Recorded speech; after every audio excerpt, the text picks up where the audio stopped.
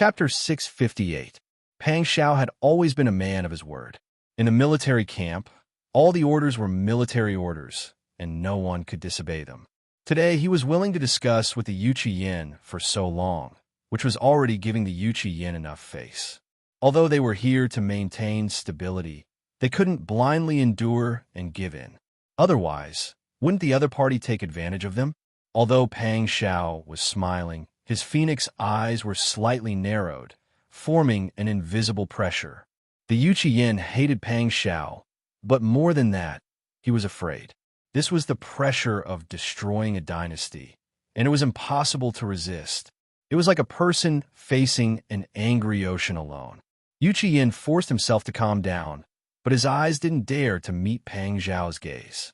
This is also good, then. Gu Shixiang hurriedly interrupted Yuchi Yin. It seems that Prince Zhongshuan still has some repulsion towards our Jinan Wang. Pang Xiao narrowed his eyes and smiled. Old Master Gu is old. Actually, according to your majesty's wishes, it's also good for you to return to the capital to recuperate. This was clearly a blatant threat. Gu Shixiang had followed the Yuchi Yin all the way until now, before the Dian dynasty was restored. How could he abandon the Yuchi Yin? With Yuchi Yin's intelligence, if he wasn't there, he could peel off the skin and break the bones in the blink of an eye. Gu Shixiang changed the topic and said, "Then we'll follow Prince Zhongshuan's wishes. We are all officials of the same court, so we should be united against a common enemy. There's no need to harm the harmony over such a small matter." His face changed faster than flipping through a book. He said everything, and only he could pull down his face. Qin Yining cursed in his heart. He followed Pang Xiao's instructions and returned to the carriage.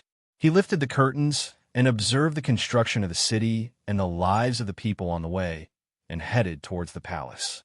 Before getting out of the car, Qin Yining whispered to Bing Tang and Ji Yun, "When we enter the palace later, you have to be extra careful. I'm worried that this is a trap and the two children will be hurt." "Don't worry, Wang Fei. We'll definitely protect Gu well. We won't let anyone take advantage of us." Qin Yining nodded in relief. "With you guys around, of course I'm not worried." Moreover, Qin Yining did not believe that the Yuchi Yin could do anything to them with the Jinghu Wei brought by Pang Xiao.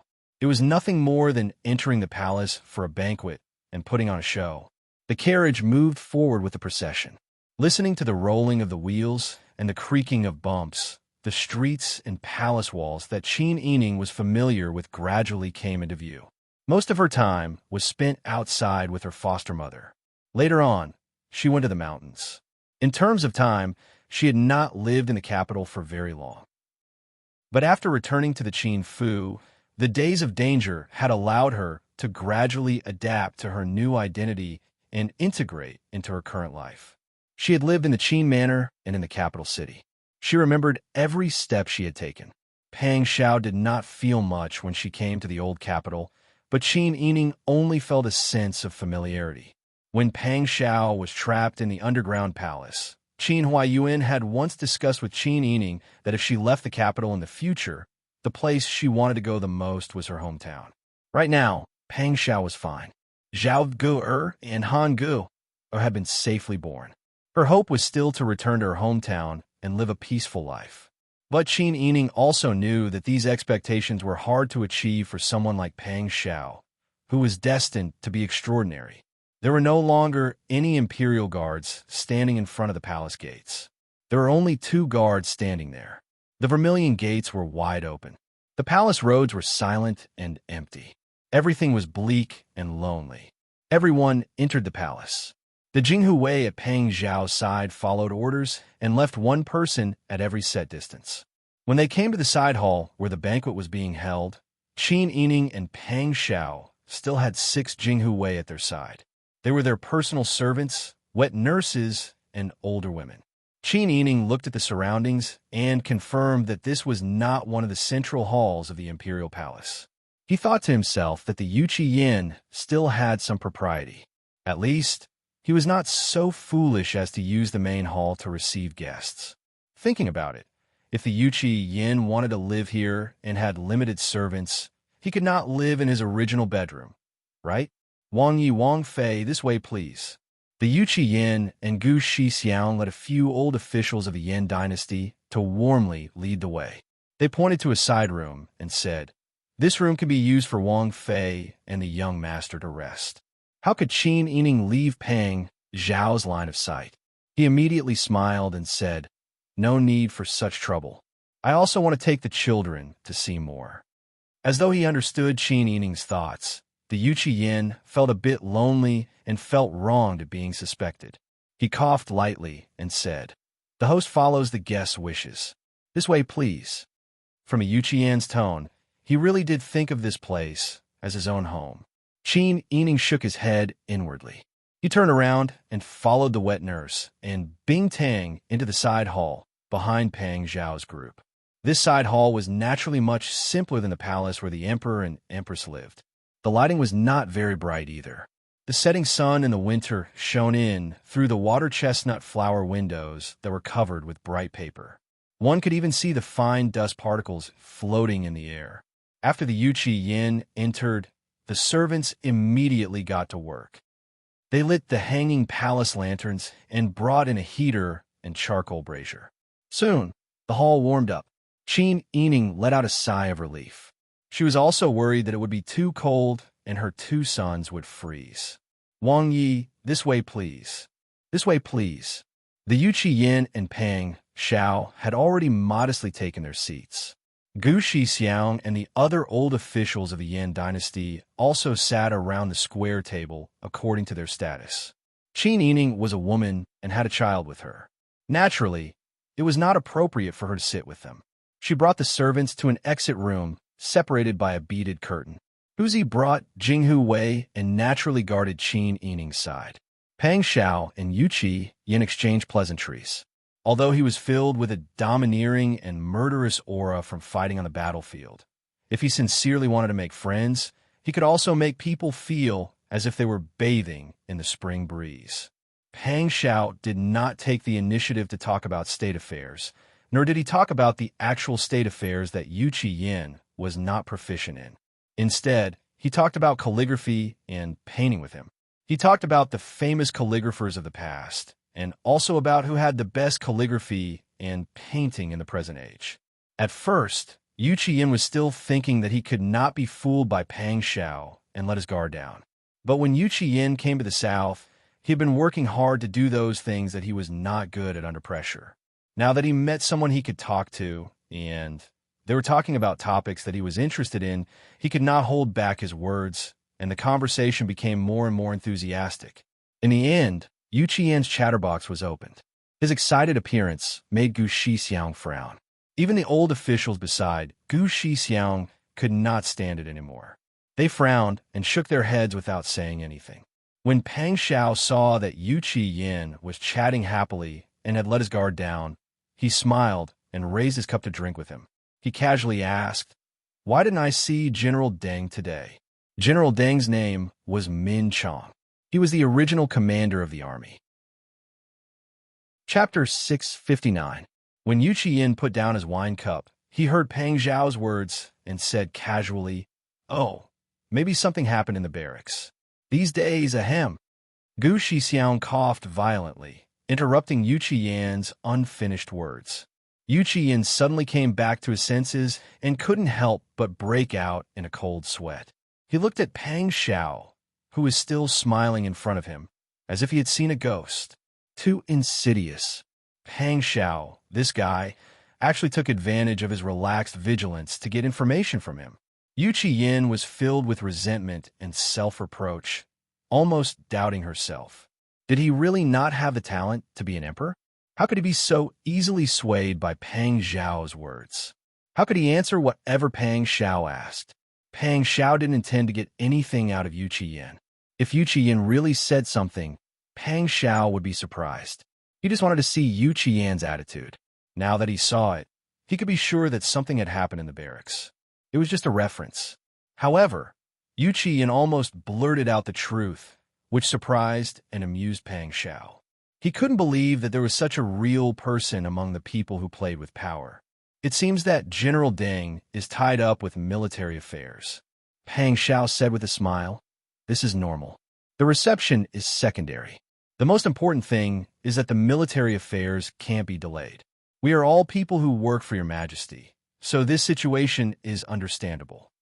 Gu Shixiang was already very worried, but he still smiled flawlessly. Prince Zhongshuan is right. We are all people who work for your majesty with all our hearts. We don't need to care about these ostentatious things.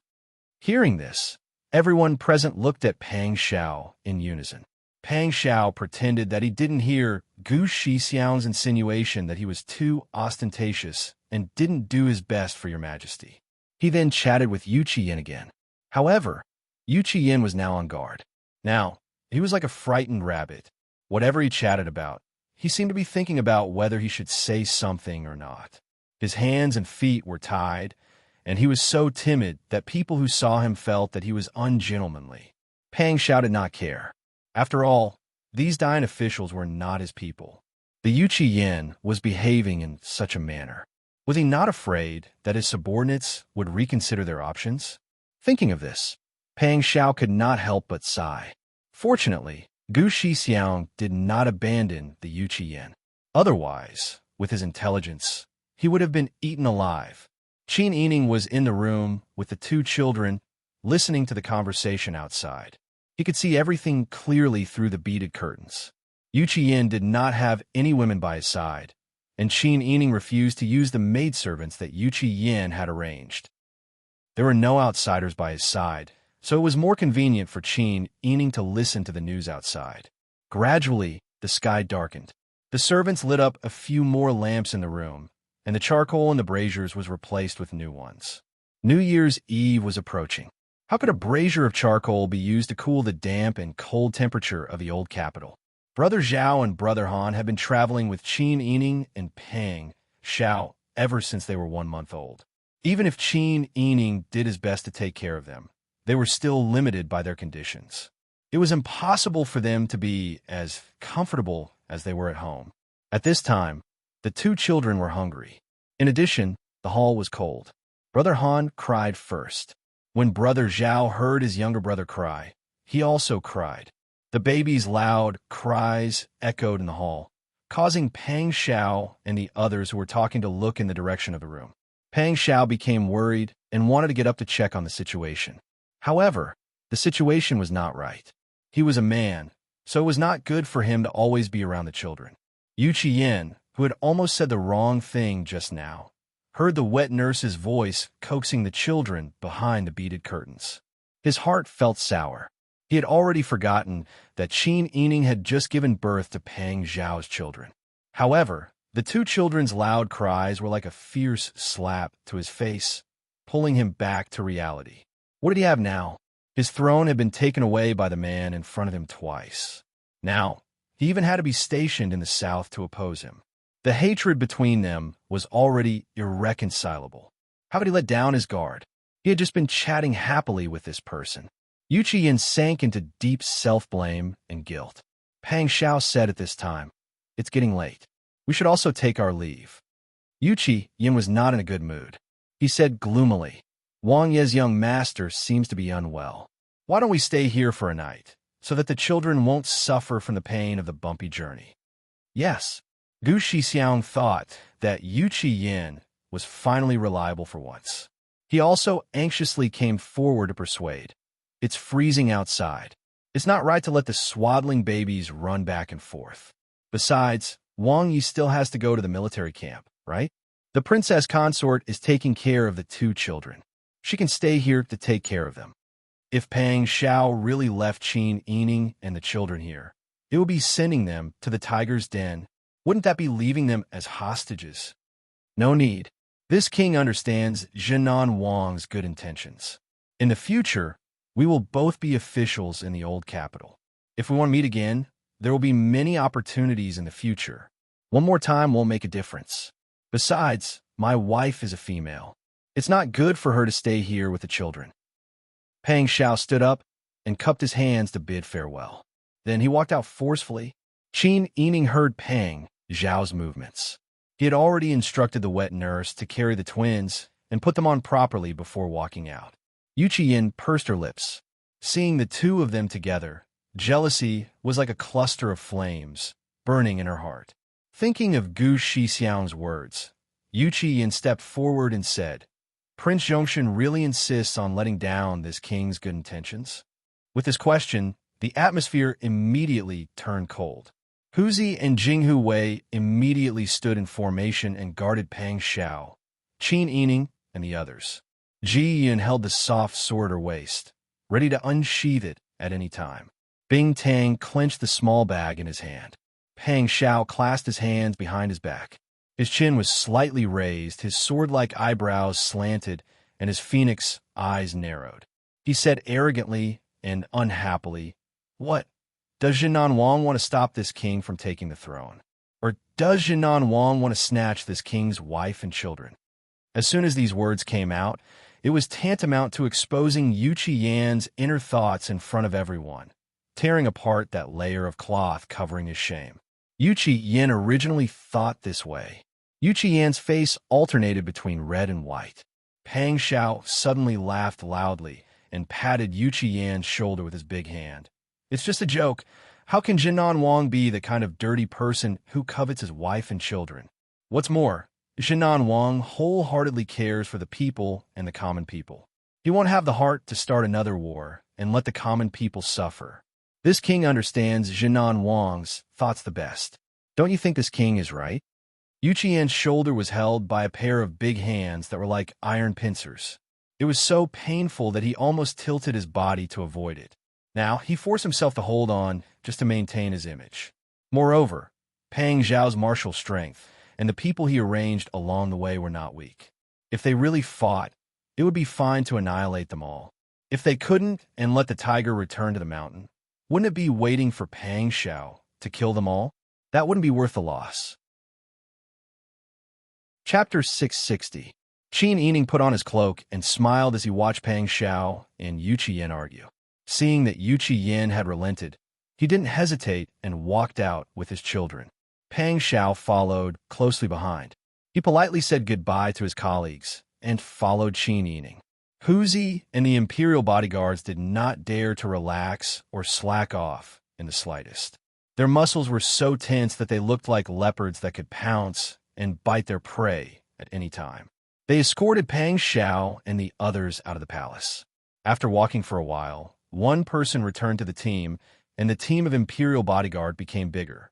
Yu Qiyan and Gu Shixiang walked out with the others. They saw that Pang Zhao's elite soldiers were all tall and strong. The weapons in their hands flashed coldly under the light of the torches. They had some doubts about their plan to take down Pang Xiao today. Forget it. It was better not to make a move against this evil spirit now. Just as Pang Xiao had said, there was still a long way to go. As long as they were still in this area, they didn't have to worry about not finding a chance to make a move. The people here were all loyal to the Dayan. Thinking of this, Gu Shixiang's expression relaxed. Yu Qiyan had already restrained his thoughts of fighting Pang Xiao head-on. He walked them out of the palace with a calm expression. Qin Yining was nervous the entire way. When he reached the palace gates, he immediately let out a long breath. He turned around to look at the vermilion gates and said in a low voice, "Let's leave this place first. This palace is the place with the heaviest energy in history. Look, the children have stopped crying." Pang Xiao collected his thoughts and looked at his two sons, who were wearing tiger head hats, red jackets, and wrapped in big red quilts. He saw that their eyes were sparkling as they looked around curiously. Sure enough, they stopped crying. Pang Xiao clicked his tongue in wonder and then said, "It's cold. Let's hurry to the car. Don't let you and the children get cold." Qin Yining nodded and led the children into the carriage. Then, he deftly used Bing Tang to blow up the fire in the delicate charcoal stove. Pang Xiao didn't ride a horse this time. He sat in the carriage and sat side by side with Qin Yining. Ji Yun and the others got out of the car. Qin Yining was holding Brother Han in his arms. Before he got out of the Bing Tang, he stuffed Brother Han into Pang Zhao's arms. The two children grew prettier and prettier as they grew up. Moreover, they seemed to have been sensible since a young age. They never cried in the middle of the night and were especially considerate of Qin Yining and the wet nurse. At this moment, Brother Han grabbed the Pang Zhao's collar and looked around with his big round eyes. Brother Zhao closed his eyes and leaned on Qin Yining's shoulder as if he was about to fall asleep.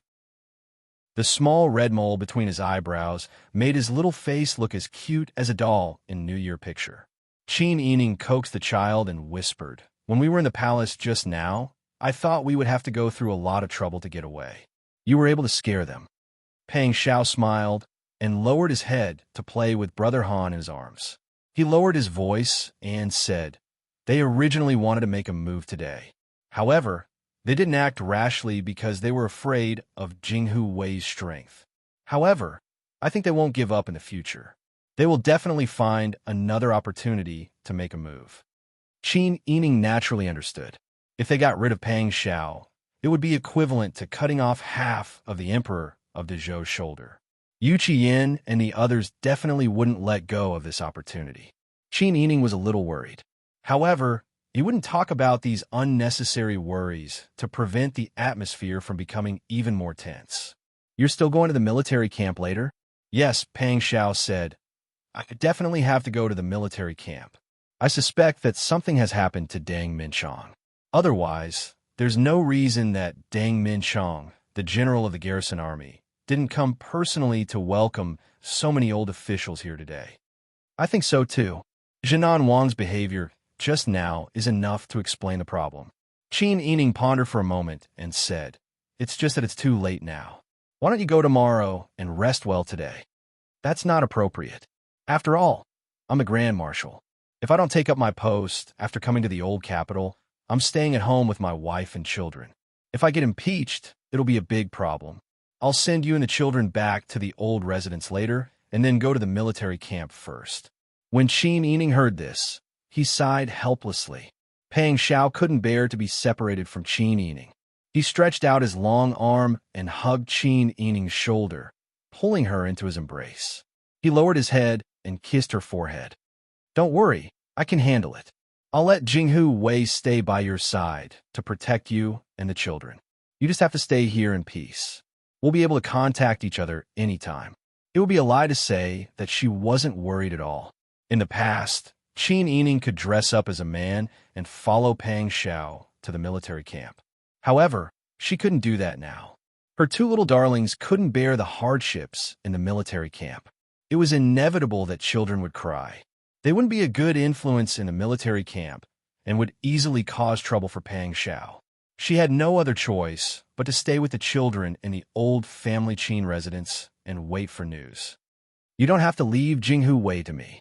We don't know the situation on your side, and we don't know how many people you'll need. I have people I can use myself. Don't forget, I'm also an alliance leader." Pang Xiao chuckled and kissed her forehead again. "I say, you sent out a lot of carrier pigeons along the way. Have you contacted Mr. Liao and the others?" "Yes. And since I'm here, I have to say hello to Grandma. When things settle down in the future, I can visit Grandma. My grandma isn't an ordinary person. When she was Duke Dinghu's wife, she was an expert. The men in Duke Dinghu's residence were all gone, but she was able to take care of the old, weak, women, and children and survive. She even became the alliance leader of the Qing-Tian Alliance to avenge my grandfather and uncles. During this period of time, I went to the capital with you. In fact, grandmother secretly helped me a lot with the development of my fields and industries in the south." Speaking of this, Qin Yining smiled proudly. "Don't worry. After all, I'm a local bully. You really don't have to leave all the people for me to use. If you take Jinghu Wei with you, I'll be more at ease. I won't have to worry about you all the time." Pang Xiao's heart was about to melt into a puddle of water. She was so sensible and obedient that he didn't have to worry about her. She was also very capable. Even without him, she could still take care of things on her own. How could he be so lucky to be able to marry her? Pang Xiao held the child in one hand and his wife in the other. His body swayed slightly with the bumpy movement of the carriage. His entire body was immersed in laziness. "Sister E, you're so good." That kind of happiness couldn't be described with words. Qin Yining understood Pang Xiao's meaning. He smiled and said, "Don't worry. Our days will be better in the future. Yes, I believe in you." The group of people returned to the old family Qin residence. After the renovation, the Qin mansion now looked brand new. However, in the huge mansion, there were no longer any members of the Qin clan from before. Only a few old servants were left to look after the house. Pang Xiao held Qin Yining's hand and walked into the residence with the help of the lanterns carried by the guards. He said with a smile, "Where do you plan to live? Do you want to live in the Shuren Pavilion, where father-in-law used to live, or in the Snow Pear courtyard where you lived when you just returned to the residence?" Chapter 661. Is there anything about you that I don't know? Pang Xiao smiled proudly and whispered into Qin Yining's ear, "When I first saw you, I even touched you." At the mention of this, Qin Yining couldn't help but think back to the days when he had just returned to the Fu. Now that he was revisiting the old place, things had remained the same, but people had changed. The lecher who had scared her half to death had now become her husband and cared for her greatly. Wasn't this the best arrangement of fate? Qin Yining laughed and asked Pang Xiao, "I remember that you still have my hairpin." Pang Xiao had plucked it from her head and stolen it. Pang Xiao smiled and nodded. "Yes, but don't think about taking it back. If I steal it, it's mine. You really are a bandit." Qin Yining scolded him, but the smile on his face grew wider and wider. The depressing atmosphere on the road just now had been swept away. Bing Tang, Ji Yun, Xian Yun, Qiu Lu, and Lian Xiaozhou all followed behind Qin Yining and Pang Xiao. Hearing their words, they all thought back to when they had first come to Qin Yining's side. They couldn't help but smile. Qin Yining followed Pang Xiao. Together, they carried the child through the E-gate and around the former CI Xiao Garden. On the left was a path paved with square bricks. At the end was the Snow Pear courtyard that was closest to the Qin Fu. That was where Qin Yining had lived when he had first returned to the Fu. In the garden on the right, under the quiet moonlight, only the light on the surface of the lake could be seen. A pavilion stood quietly by the lake. That was the courtyard of the Shuren Pavilion where Qin Huayuan had once lived. Qin Yining saw that the Shuren Pavilion had almost been restored to its original appearance after the renovation. He immediately thought of the calamity that day. Thinking of Ruelan, who had sacrificed her life to protect him, tears immediately welled up. "If it wasn't for Raylan that day, I would be long gone." Hearing Raylan, Qiu Lu lowered her head and secretly wiped away the tears in her eyes. She forced a smile and urged, "Wang Fei, don't say that. It's this servant's good fortune that you think of Raylan. Besides, you've been taking care of Raylan's family. Ruelan is very loyal. She'll be happy to see you living well." Qin Yining shook his head, tears rolling down his cheeks. It wasn't just Rylan. There was also the dead third aunt, as well as 6th Miss Qin Shuangning and 7th Miss Qin Anning. The twin sisters were both at the age of flowers. Even if there was a little friction between them, they would quarrel over a bowl of swallow's nest. But in the end, neither of them had committed a heinous crime. Furthermore, what had the young Qin Xian done wrong? Eldest cousin-in-law had always been gentle and uncompetitive. What did she do wrong? Not to mention those loyal servants who were dedicated to protecting their masters and sacrificing their lives for their master's family Qin. The winter night wind cooled the hot tears on his face.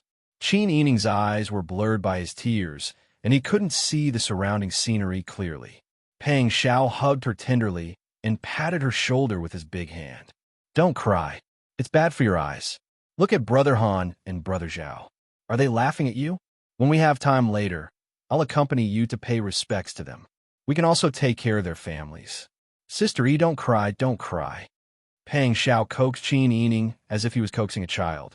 Seeing him furrowing his brows and pursing his lips anxiously, as if he had encountered a major disaster, Qin Yining couldn't help but chuckle at his clumsy appearance. His sadness was diluted by this. Qin Yining patted his shoulder and said in a low voice, "I won't cry. Be careful not to be laughed at." "Who would laugh at you?" Pang Xiao pretended to be angry and looked back.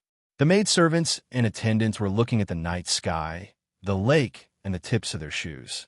They didn't look at them at all. Their uniform absent-mindedness was as fake as it could be. Qin Yining's face turned red, and he quickly changed the topic. "Snow Pear Courtyard is the right size for everyone to gather in one place. It's also close to the back door and the courtyard wall. If there's a situation, it'll be easy to go in and out.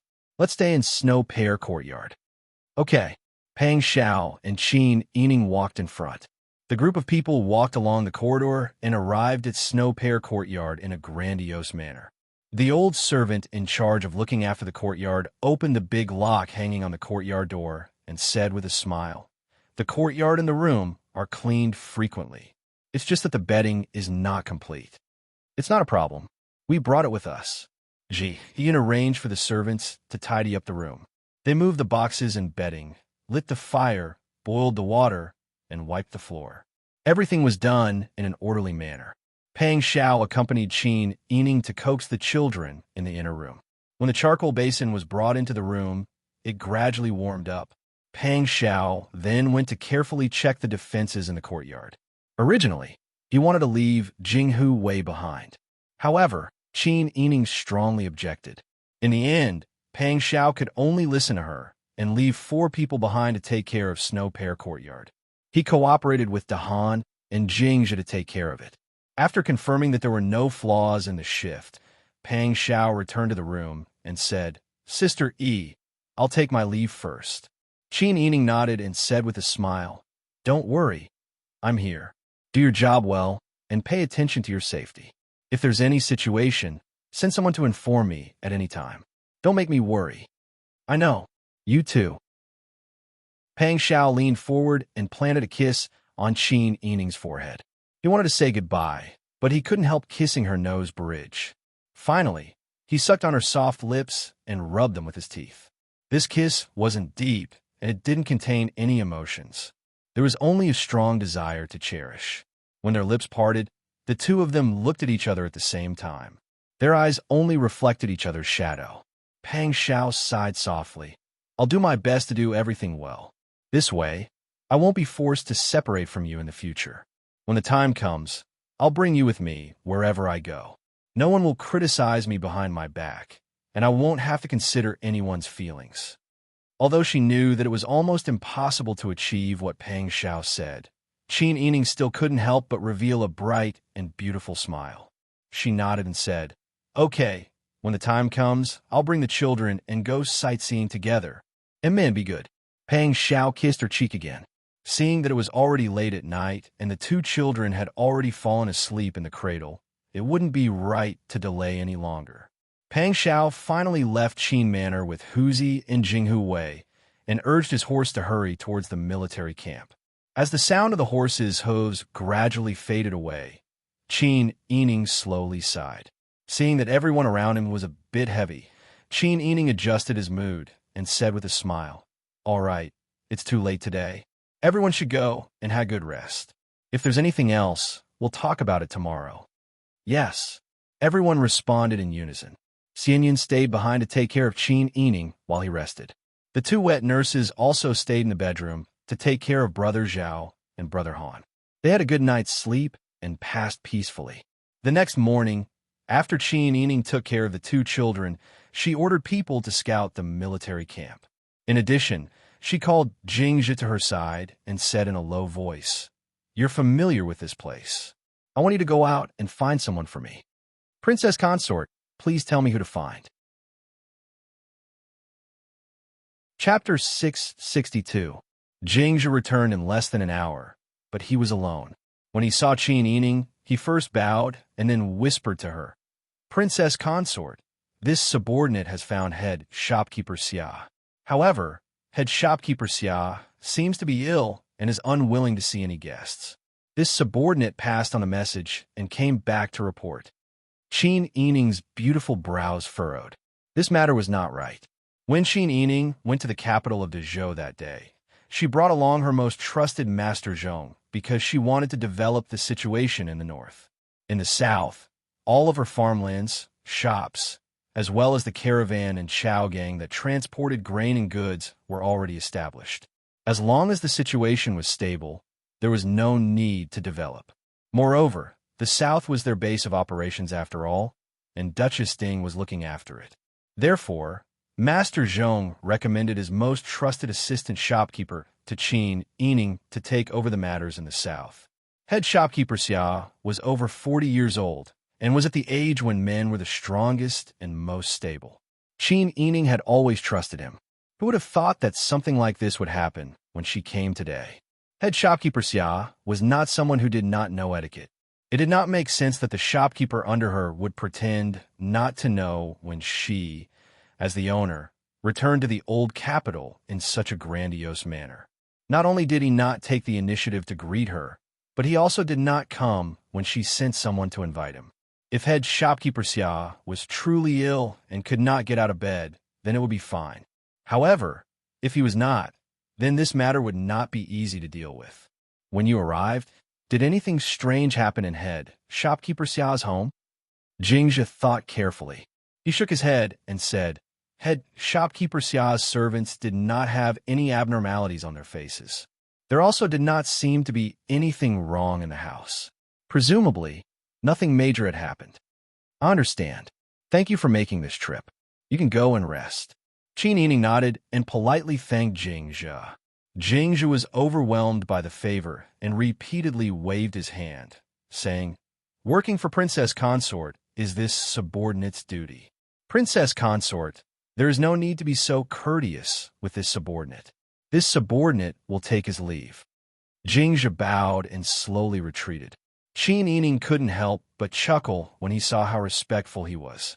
However, after laughing, Qin Yining fell into deep thought again. Shopkeeper Xia's situation was indeed suspicious. This made Qin Yining think of Pang Xiao. Deng Minchong, who was supposed to visit Pang Xiao, did not appear. Instead, Pang Xiao had to rush to the barracks to check on the situation. Moreover, he did not know what the situation was like. It seemed that after the Yu Qi Yin and Gu Shixiang returned to the south, the people who originally belonged to Dian no longer recognized themselves as the Zhou people. This was understandable. After all, how long has it been since the fall of the Dian dynasty? In everyone's memories, the Yin dynasty was the country that they recognized. Even if the emperor was muddle-headed and tyrannical, it could not erase the status of the Yin dynasty in the hearts of the people. Only people like her, who were in a position where they had no choice, would force themselves to not make decisions based on emotions and rationally analyze the situation. Qin Yining rubbed between his brows and leaned against the soft pillow to rest with his eyes closed. Perhaps it was because she had stayed by Pang Xiao's side while she was pregnant and had been protected too well. When she had to think and plan again, she felt uncomfortable. In fact, if she didn't do anything and just stayed at home to take care of the children, it would be fine. Pang Xiao was a capable and responsible person. He would definitely handle everything properly and wouldn't let her suffer. It would be fine as long as she didn't cause trouble and didn't drag Pang Xiao down. But she did not want to be a burden. She wanted to be a person who could stand side by side with Pang Xiao, not a person who hid behind Pang Xiao. If she really became like that, she would become the same as other women. What reason would Pang Xiao have to treat her wholeheartedly? Qin Yining never felt that the other party needed to be focused on him when it came to matters of the heart. Relationships needed to be managed, and marriage needed to be managed even more. It did not mean that one could do whatever they wanted without restraint when they had love.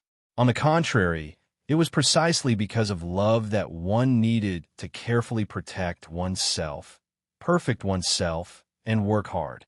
Besides, in order to give Brother Zhao and Brother Han an extra layer of protection, Qin Yining could not let himself relax. Thinking of this, Qin Yining suddenly sat up straight, her eyes bursting with sharpness. Her entire spirit was different from before. No, she could not let herself get used to relying on Pang Xiao. She had to be independent. It was not that she did not believe in Pang Xiao, but she had to be like her grandmother. Even if she was one person, she could support the entire family. That way, she would have more confidence to survive. Wang Fei, Master Zhong is here, Xianyan called in a low voice from outside the door. Quickly invite him in. Qin Yining stood and walked to the main room used for receiving guests. Just as he sat down, the dark green bamboo curtain was lifted.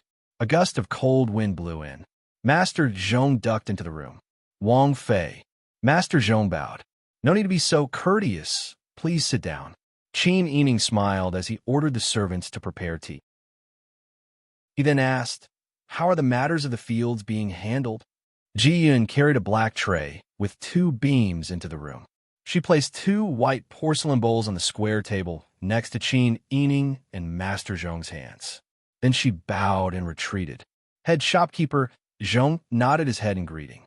When there was no one else in the room, he said in a low voice, "Wang Fei, to tell you the truth, I didn't have a good time visiting the other estates, so I didn't look carefully at the other 10 or so estates and our shops.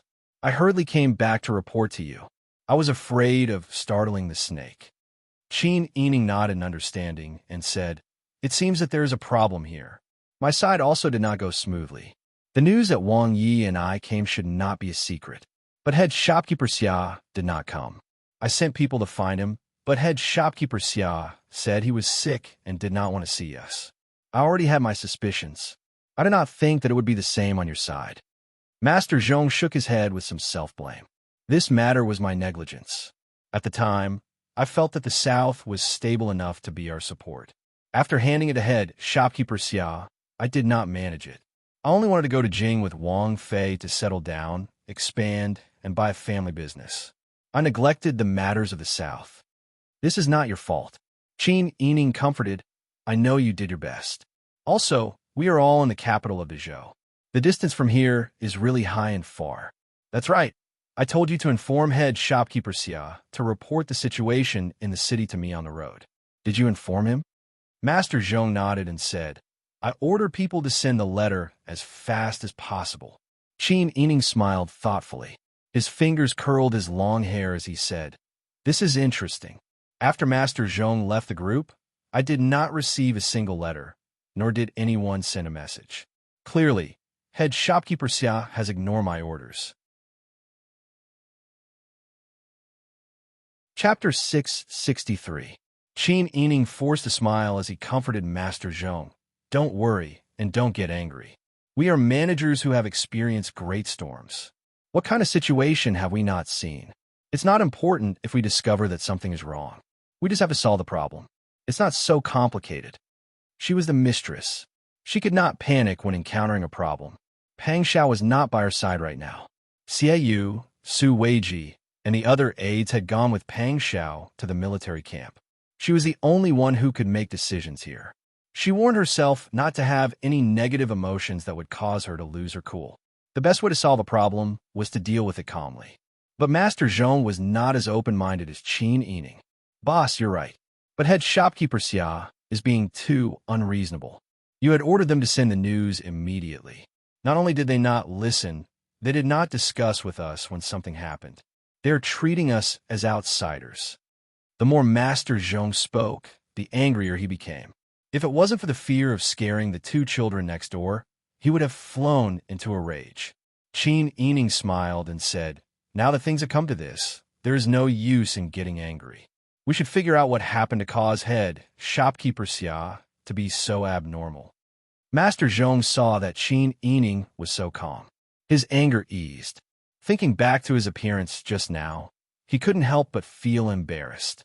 He was already so old, but he was not as calm as a young girl.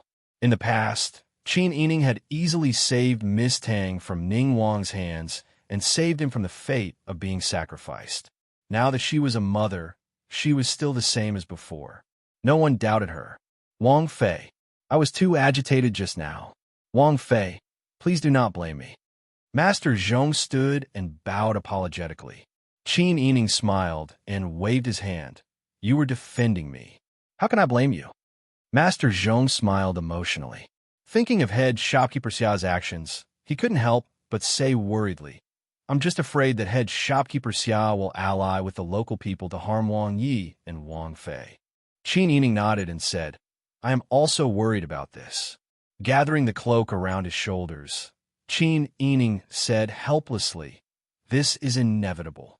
We were all Yin people in the past and can understand this. Back then, even though the fatuous emperor was extremely ridiculous, and everyone wished that the fatuous emperor could die as soon as possible so that the mountains and rivers could be cleansed, no one thought of quitting being a citizen of the Yin dynasty. His Highness was the one who conquered the great Yin dynasty at that time.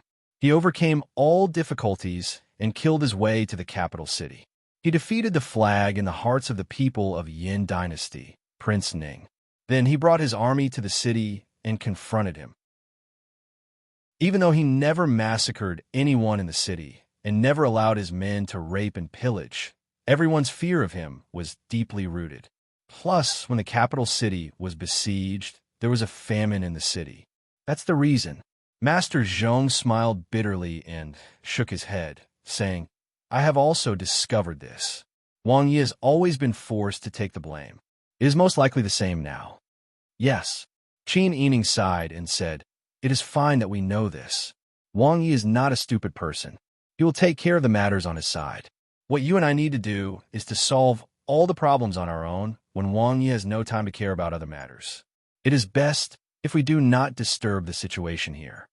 Then next, I will make a trip to shopkeeper Xia's residence and ask that old fellow in detail. Qin Yining shook his head and said, That is not appropriate. It is best to observe in secret. When the time comes, Wang Fei. Qin Yining's words were interrupted by Ji Yun, who suddenly came to reply. There's a shopkeeper outside. He says he is one of shopkeeper Xia's subordinates and has come to report to you. Hearing this, Qin Yining and Master Zhong looked at each other in surprise. Master Zhong smiled coldly and said, I did not expect him to understand. That way, we won't have to waste twice the effort to do it. Qin Yining also nodded. In her heart, she really hoped that shopkeeper Xia was not a traitor.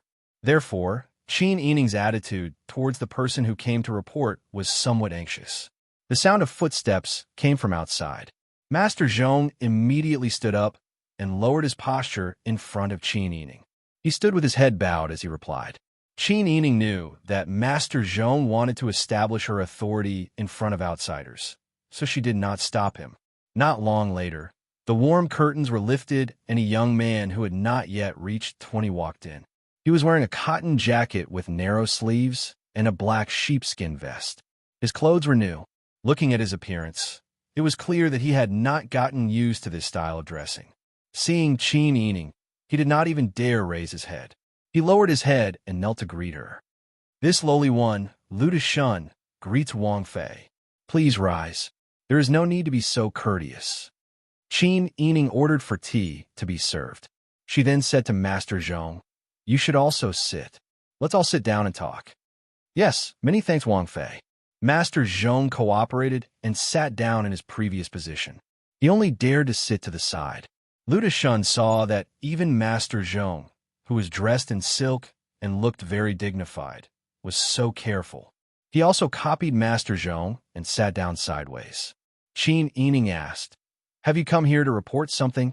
Replying to you, it was head shopkeeper Xia who sent me. Head shopkeeper Xia's body is not well, and it is not convenient for him to come out. He was also worried that Wang Fei might not understand some things. Thus, he gave me some instructions, and I came. If Wang Fei has any questions, please ask. What a joke. Master Zhong sneered and scolded.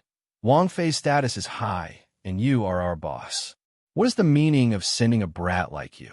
Could it be that the one surnamed Xia wants to betray Master? No. Head shopkeeper Xia did not. Luda Shun was an honest person. After he finished speaking, he thought for a while and said, Head shopkeeper Xia did not betray Master. Perhaps he has been too busy recently. Qin Yining looked Luda Shun up and down. He thought to himself that this was an honest person. Honest people should not be bullied. After he made up his mind, Qin Yining said, All right, I don't want to make things difficult for you. I will ask you a few questions. You only need to answer truthfully. You may return to report. Yes. Luda Shun replied with his head lowered. His voice sounded a little high-spirited. Qin Yining smiled and asked, Is the situation in the old capital still stable? Luda Shun did not expect Qin Yining to not ask about business. Luda Shun's expression turned cold. He immediately replied, The old capital was originally fine. Everyone has already accepted their fate. Natural and man-made disasters are unavoidable for the common people. However, ever since the county king of Yin and old Master Gu returned, the common people's hearts have become more lively. When Luda Shun said this, he remembered that Qin Yining was Pang Zhao's wife. Pang Xiao was Wang Yi of the Zhou dynasty. He was the person who destroyed the Yin dynasty. Qin Yining would definitely tell Pang Xiao about this. When Lu Dashun realized this, his face turned pale. He said nervously, "I was wrong. Actually, the common people are fine. They are not overthinking things." Qin Yining narrowed his eyes. Chapter 664. Qin Yining thought that she treated her subordinates well, but now it seemed that when she couldn't take care of them, her subordinates not only didn't treat her as their master, but also guarded against her as an aristocrat of a hostile country. This was really, based on her understanding of the Yuchi Yin, he didn't have the ability to stir up the people of the old capital and the south who had already submitted to the Zhou to restore the country. It seemed that Gu Shixiang hadn't grown old yet. He was good at stirring up emotions and muddying the waters. The people were simple and kind. They supported Gu Shixiang and the Yuchi Yin because of their beliefs. However, the Yuchi Yin and Gu Shixiang wanted to start a war because they wanted to restore the country and stabilize their power. They stirred up the people to achieve their goals, but they didn't consider that if a war really broke out, the people would be the ones to suffer. Qin Yining still remembered what Pang Xiao had said to her when the Tiger Army had attacked the city. At that time, he had disguised himself as an ordinary farmer and come to the city to see her. He had even made her cold noodles. That day, Pang Xiao had said that he was fighting on the battlefield to end the tyrannical rule as soon as possible, to let the people's lives return to the right path, to develop the economy, and to let the people live peaceful lives. Even now, Pang Xiao's beliefs hadn't changed. Unfortunately, there weren't many people who could understand his true intentions. Even many of the people who had started the uprising with Pang Xiao were now blinded by fame and fortune. They only thought about fame and fortune. As a result, Pang Xiao was still misunderstood by others. Shopkeeper Lu was like this. Perhaps Shopkeeper Xia, who claimed to be sick and refused to appear, was also like this. Qin Yining felt that Pang Xiao was wronged and felt that it wasn't worth it. However, she could understand. That was how people were. She couldn't force others to understand Pang Xiao the way she did. Qin Yining's thoughts turned thousands of times. She had thought of so many things in the span of a breath. Lu Dasan saw that Qin Yining was not speaking, so he raised his head uneasily. He quickly glanced at Qin Yining before quickly lowering his head again. He originally wanted to observe the expression of the Prince Zhongshuan's consort, so that he could analyze the situation and report back to head Shopkeeper Xia, who knew that with just a quick glance, his heart and soul would be captivated by the beautiful female lead in front of him. Not only was his heart pounding, his brain was completely unable to think. There was actually such a beautiful woman in this world. If you were to stand next to her, wouldn't the difference be like that between a celestial immortal and a pile of mud? Prince Zhongshuan really had good luck with women. Lu Dasan lowered his head, not daring to express the thoughts in his heart. But in front of a beautiful woman, not only was his heart softened, but he also could not help but want to show off a little. As such, Lu Dashun did not care about what Qin Yining asked, continuing, "I will tell you the truth. After all, the old capital used to be the capital of the Yin dynasty. Ever since it came under the control of the Zhou dynasty, it has been specially garrisoned with troops. Last year, your majesty caused a ruckus about the treasure, and there was also an earthquake. The citizens, who had already experienced a famine, suffered even more. The land was dry, and there were constant wars. The harvest of the crops was also difficult. You know all of this. So when old Master Gu and the county king of Yin returned, it was as though everyone had a pillar of support. Now, even the beggars on the streets know that if they want to have food to eat and clothes to wear, they still have to rely on the county king of Yin." Qin Yining nodded. He did not doubt Lu Dashuan's words. Lu Dasan continued, "There is also the army. There are so many soldiers stationed outside the city. The pressure on the citizens is not just a little bit. Everyone is a little worried. If the army insists that the county king of Yin is plotting a rebellion and invades, everyone will not stand much of a chance of winning, even if they resist. Moreover, the army is not completely united. Lu Dasan had unknowingly spoken about the situation that the citizens did not dare to discuss in private.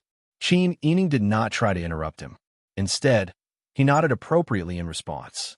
This led Lu Dasan to tell Qin Yining everything that he had seen and heard in the old capital. After he finished speaking, he quickly raised his head and met Qin Yining's eyes. Lu Dasan then remembered, somewhat absent-mindedly and worriedly, that he seemed to have said many things that he should not have said. He was afraid that he might have said something that would incur the wrath of Prince Zhongxun. If these words were to reach the ears of the Emperor of Dezhou, then wouldn't the citizens of the old capital be killed? Cold sweat immediately appeared on Lu Daxuan's face. Even his back was drenched in sweat. His legs went weak, and he felt at his knees with a thump. The person who had been speaking confidently just a moment ago was now kneeling in front of him with sweat on his forehead in the blink of an eye. Qin Yining did not need to think to know what Lu Dasan was thinking. She did not want to make things difficult for him, so she changed the topic. How is business at the shop? How is the farm's harvest? Lu Dasan was startled by the question. He shook his head and said, I don't know. Oh, it's almost the new year. Have the caravan and Chaoyang stopped doing business? She had a lot of businesses, especially the large amounts of land that needed to be transported. After a long time, she naturally had a deep relationship with the Jianghu, who knew that Lu Dasan would still shake his head and say, Princess, I don't know about this either. Normally, these things are not for me to manage. Qin Yining had originally been able to calm down and treat people with generosity. Now, he also began to frown. If head shopkeeper Xia had arranged for this person to come as a show of force, then he had already achieved his goal. He had not seen the accounts that he should have seen, and he had not asked the questions that he should have asked. When he asked about business, he did not know anything.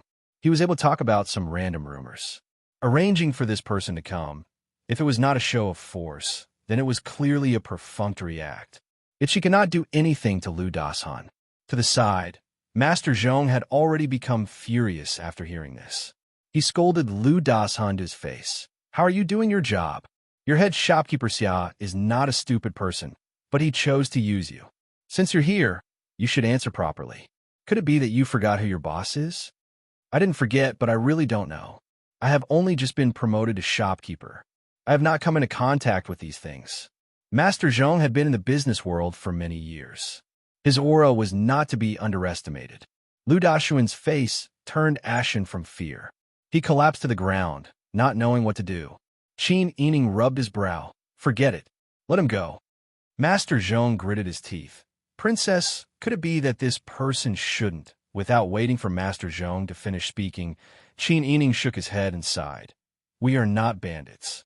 There is no way for everyone to acknowledge us. Since our paths are different now, there's no need to waste any more emotions. Let him go back. Only then did Master Zhong give up. He said in a low voice, You can go. Lu Dasan hurriedly got up and bowed to Qin Yining in order to maintain his dignity.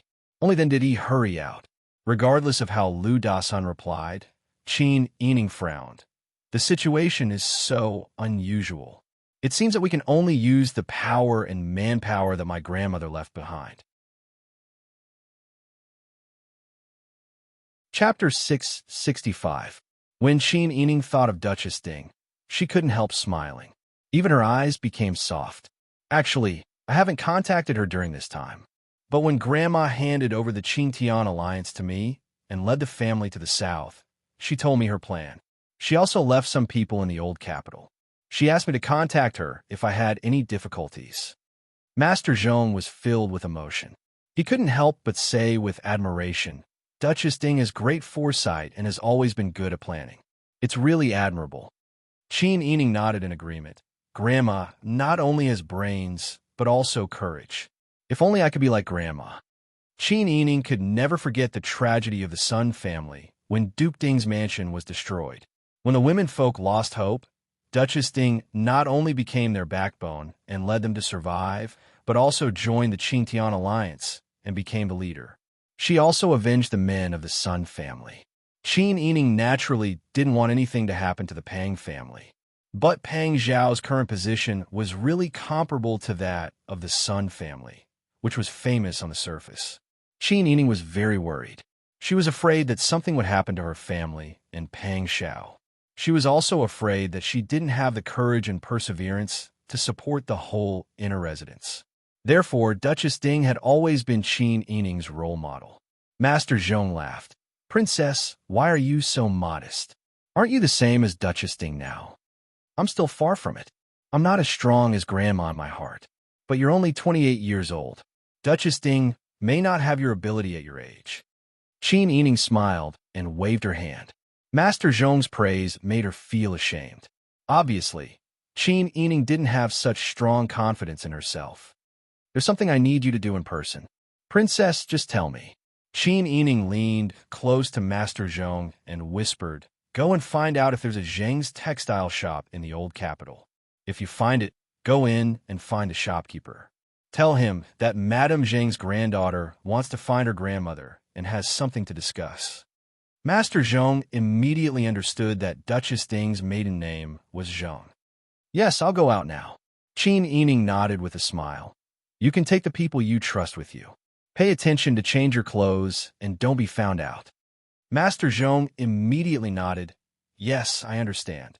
When Master Zhong went out to find Zhang's textile shop, Qin Yining went back to the inner room to breastfeed the baby. Zhao Gu and Han Gu had different temperaments. Zhao Gu was quieter and didn't make a lot of noise. He slept more than Han Gu. Even when he woke up, he just opened his eyes wide and looked around curiously. When he saw Qin Yining, he would grab Qin Yining's long hair and play with it. The little red mole between his eyebrows made his small face look as cute as a baby in a New Year's painting. Han Gu was more lively and liked to act like a spoiled child. Even if the wet nurse was by his side all the time, he would still babble and make noises to attract the attention of the people around him. When he saw Qin Yining, he would even grin until his saliva flowed out. He was also very clingy. When he reached Qin Yining's arms, he wouldn't let go. The two children were like carved jade. Qin Yining reclined on the soft couch and played with one, then the other. When she reached out a hand, one child grabbed her finger and the other grabbed her light blue brocade sleeve. Qin Yining turned around and smiled at Bing Tang. "Look at them." Bing Tang handed the warm handkerchief in his hand to Qin Yining and then supported himself on the edge of the bed to look at the two children in swaddling clothes. Qin Yining gently wiped the children's small hands and sighed softly. "Wang Fei, what's wrong?" "Nothing. It's just that Wang Yi likes daughters. Next time, he'll try to give Zhao Gu and Han Gu a little sister." Bing Tang was speechless. His lips moved, but in the end, he just nodded. "There will be. The future is still long." "Yes, it's still long." Qin Yining handed the handkerchief back to Bing Tang and continued to lie on the couch and play with the two children. "Does Zhao Gu like little sisters? What about Han Gu?" Bing Tang dragged the cold handkerchief and retreated. He stood in the corridor and took a deep breath of the cold air. After holding it for a while, he exhaled. Wang Fei still didn't know that Wang Yi had decided not to have children in the future. Bing Tang touched the porcelain bottle in his sleeve, and his fingers gradually clenched. The medicine that Pang Xiao wanted had already been made. If they took this medicine, who knew if they would have the chance to have children in the future? In Bing Tang's view, sterilizing a man was as cruel as depriving a woman of the right to have children. Perhaps she could weaken the medicine's effect and do some research to make it into a short-term sterilization medicine. That way, when Wang Fei was older and more mature, Wang Yi would still be in the prime of his life. If they wanted to have a daughter, it would be possible. Thinking of this, Bing Tang immediately made a decision and planned to reconfigure it. Thinking about how Pang Xiao was worried that Qin Yining would suffer during childbirth, he didn't plan to use external help and completely cut off the hidden danger from himself. He didn't even want a concubine's son or daughter. Such deep love moved her, the only person who knew. For Pang Xiao's health and their future as husband and wife, Bing Tang decided to try again. Qin Yining naturally didn't know what Bing Tang was going to do. She had always been generous to the people around her. Bing Tang Ji Yun, Xian Yun, Qiu Lu, and Lin Xiaozhou all took their own shifts. Bing Tang was often immersed in medical research, so she never asked them how they took their shifts. Qin Yining accompanied the two children for a while. Not long after, there was a rush of footsteps outside the door. A servant girl responded, "Wang Fei, Master Zhong is here." Qin Yining sat up in surprise. So fast. She quickly walked to the front hall. Just as she lifted the bead curtain hanging down from the floor, she saw Master Zhong standing there with a strange expression on his face. The person who had been in high spirits and full of smiles when he came out was now pale, and his eyes were slightly red. "What's wrong? Did things not go well?" Qin Yining worriedly walked closer. Master Zhong nodded. His throat was so dry that it was like sandpaper. He forced himself to swallow a mouthful of saliva to moisten his throat before saying with difficulty, "Wang Fei, something happened at Zheng Ji's textile shop." Qin Yining's pupils shrank slightly. "What happened?" "The textile shop has put up white linen and mourning flags. All the workers who come and go are wearing mourning clothes. When I went there, their shopkeeper wasn't there. I don't know what happened. I carefully asked around, but their workers are all very tight-lipped. I couldn't find out anything. Later, I went to the backyard of their shop. There were also mourning flags flying. After waiting for a while, I finally found an old farmer who was delivering vegetables to them. I heard that their old master passed away." Qin Yining's heart jumped when he heard this. His body swayed, and he grabbed the armrest of the chair beside him. He forced himself not to fall and forced himself to remain calm. "You said their old master passed away? Who is the old master they are talking about?" Master Zhong's complexion wasn't much better than Qin Yining's. He looked at Qin Yining with a bit of fear in his eyes. He shook his head and said, "Wang Fei, I can't be sure." Qin Yining slowly sat down in the round-back chair behind him. His knuckles gradually turned white as he gripped the armrest of the chair. His eyes stared unblinkingly at Master Zhong as he said in a low voice, "It can't be. It can't be maternal grandmother. Even though maternal grandmother is old, her body is healthy. But she's healthy, so she should be fine. She should be fine." His voice became lower and lower until it fell on his lips like a mosquito. She didn't believe that something would happen to someone as strong as Duchess Ding. However, it was normal for people to get old and die of illness. No matter how powerful maternal grandmother was, she wasn't an immortal. Who could bear such a big thing that happened in Duke Ding's mansion? In one night, her husband, son, and grandson all died an unnatural death. The future of all the weak women in the family was on her shoulders. Even a person made of iron wouldn't be able to bear it, right? Qin Yining's nose was sour, and her eyes were covered with a layer of mist. She bit her lower lip to stop her tears from falling. She couldn't panic. She couldn't panic. Now that Pang Xiao wasn't by her side, the whole family was waiting for her to take charge of the situation. If she panicked first, what about the others? She still had 2 children to protect. After taking several deep breaths, Qin Yining suppressed the surging tears. Now that the situation was unclear, she had to find out for herself to be at ease. However, she couldn't let others find out that she was involved with Zhang's textile shop. Thinking of this, Qin Yining stood up and said, "Master Zhong, please wait here for a moment. Let me change my clothes. Later, you and I will go and take a look together." "Yes." Master Zhong nodded heavily. Seeing that Qin Yining was as calm as usual and didn't panic at all and was still full of confidence, Master Zhong was slightly relieved. No matter what, as long as she didn't panic, everything would be fine. Qin Yining went to the inner room and ordered Xian Yun, "Prepare my male clothes." Then she looked at Bing Tang. "I'm going out. I'll leave the 2 children to you." "Yes. Princess Consort, don't worry." Seeing that Qin Yining was so serious, everyone also became anxious. They put away their thoughts of sitting and laughing together and helped Qin Yining change his clothes. Qin Yining tied her chest with a white cloth, put on a loose Taoist robe, put on a cloak with a black sable fur collar, and put on a mole at the corner of her left eye. With only a slight change, Qin Yining turned into a feminine and handsome young master. Half of her face was buried in the sable fur collar.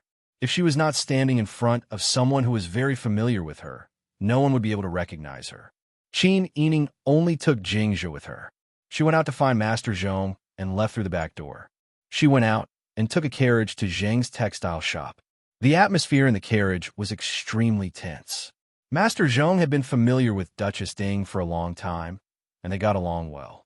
Who knew that something like this would happen? Thinking of the past, Master Zhong felt very uncomfortable. Qin Yining forced herself to be calm, but in fact, she was very worried. She couldn't show her fear too obviously, so she could only worry in her heart. Jingzhe sensed the atmosphere inside and urged the driver to speed up. Chapter 666. Wang Gongzi, we've arrived. Outside the carriage was the driver left behind by Pang Xiao. He had a straightforward personality and a quick mouth. He almost habitually called her Wang Fei. Fortunately, he immediately reacted and changed the way he addressed her. Qin Yining lifted the curtain and joked as he got off the carriage. Gongzi Wang, this form of address sounds pretty good. The coachman blushed and bowed to Qin Yining with clasped hands. Qin Yining smiled and waved his hand. He didn't blame him at all. However, the originally tense atmosphere was greatly alleviated by Qin Yining's teasing. Even Chief Shopkeeper Zhong felt that the impetuousness in his heart had disappeared. Master Zhong and Jingzhe followed Qin Yining to the left and right. The three of them walked together to the entrance of Zheng's textile shop. The door was tightly shut. They could only see the white lanterns hanging high in the air. They walked along the wall to the back of the shop and could see the spirit flags hanging high above the wall. The air was filled with the smell of burning paper money. In the quiet alley, they could faintly hear a woman's suppressed sobs. Qin Yining closed his eyes. His heart became heavy again. He turned around to look at Master Zhong. Master Zhong immediately understood and went to knock on the door. After someone knocked on the door of the backyard, the courtyard immediately became quiet for a moment. Then there was the sound of footsteps coming in. An old woman raised her voice and asked, "Who is it?" "We're here to see the shopkeeper of your shop," Master Zhong replied loudly. The old woman said, "Please wait a moment." Then she walked away. After a while, the door to the back of the courtyard was pushed open. Two older female servants stood on the left and right. Then a beautiful woman in her prime walked out. The woman was dressed in plain clothes. She wore silver ornaments and white silk flowers on her head. There was also a white cloth belt around her waist. Her eyes were red, and she looked quite delicate. Perhaps because she saw the three men standing outside the door, the woman was stunned. Qin Yining stepped forward and cupped his hands. "Are you the shopkeeper of this shop?" Qin Yining looked like a feminine and handsome young man in disguise. She purposely lowered her voice so that it was hard to distinguish the gender of a young man's voice.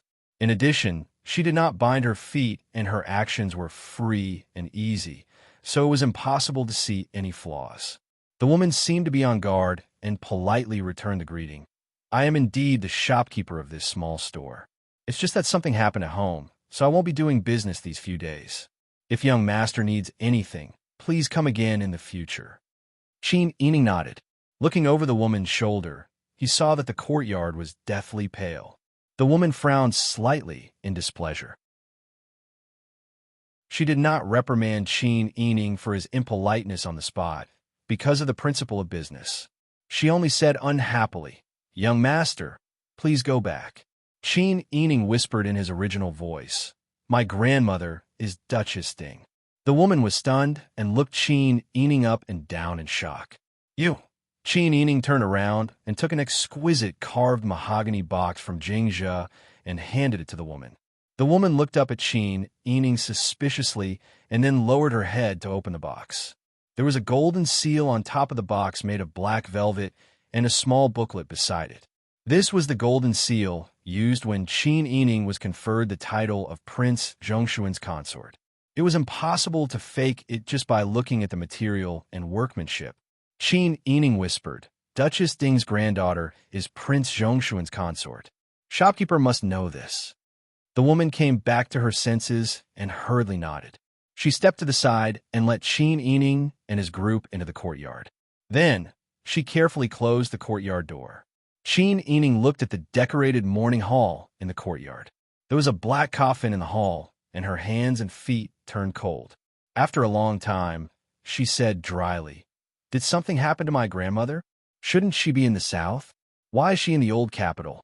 What exactly is going on?" As she spoke, Qin Yining staggered towards the black coffin.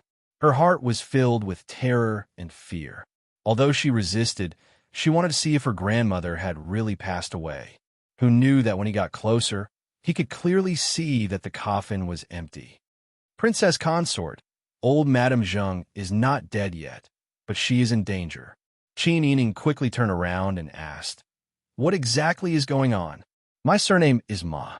When old Madame ordered me to come to Zheng's textile shop, she had already instructed me that if her granddaughter, Prince Zhongshuan's consort, came to the textile shop one day to contact me, I must cooperate fully if she has any instructions.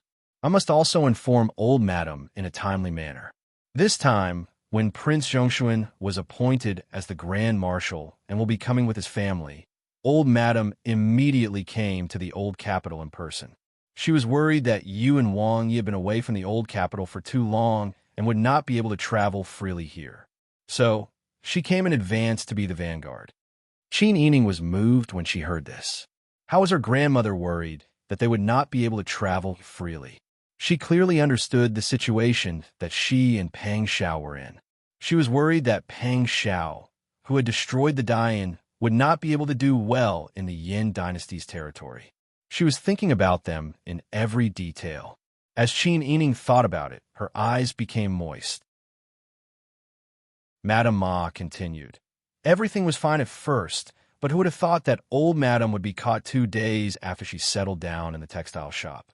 Dianshi Gao from Yamen came with his men and arrested old Madame for no reason. Old Madame and Dianshi Gao argued, but it was really difficult to argue with each other. Left with no choice, old Madame instructed me to prepare a morning haul for her here before she left. She definitely did not plan well this time, so there was an 80% chance that she would not be able to come back. Once the morning haul was prepared, she would be able to leave with a light heart. Qin Yining's tears fell when she heard this. Madame Ma did not say it in detail, but she knew Duchess Ding's temper and could guess a thing or two. Madame Ma must have stood proudly in the garden and argued with reason without fear. After arguing for a while, she was prepared to die proudly. "Why didn't you come to me for such a big thing?" Qin Yining's voice was a little sharp. Madame Ma waved her hand repeatedly. "It's not that I didn't want to look for you, but old Madame instructed that if you didn't come here in person, we were absolutely not allowed to take the initiative to look for you." Qin Yining closed her eyes and felt moist and cold in her heart. Her grandmother did not intend to implicate her. Master Zhong's face was also heavy, and he almost burst into tears. Qin Yining gritted her teeth and said after a while, "How early was it that she was arrested? What explanation did the Yamen give?" "It has been a day and a night." The Yamen did not give any explanation. They only said that old Madame was suspected of colluding with the enemy and committing treason. They arrested her just like that. We used money and used our connections, but it was useless. This time, the Yamen did not like money. It seemed that they were determined to take old Madame's life. Chapter 667. Qin Yining helped Ma shore up with both hands and said in tears, "That's my grandmother. How can I not save her? Also, she did it for me from the start. Please get up. Don't kneel again." Ma Shi sobbed as she wiped her tears with her sleeve. She stood and carefully examined Qin Yining's expression. Seeing that she was truly planning to save her, she felt slightly reassured. Then she blushed. Qin Yining and old Madame Zheng were related by blood. She was just an outsider and did not have the right to say those words. It would seem that she was doubting Wang Fei's character.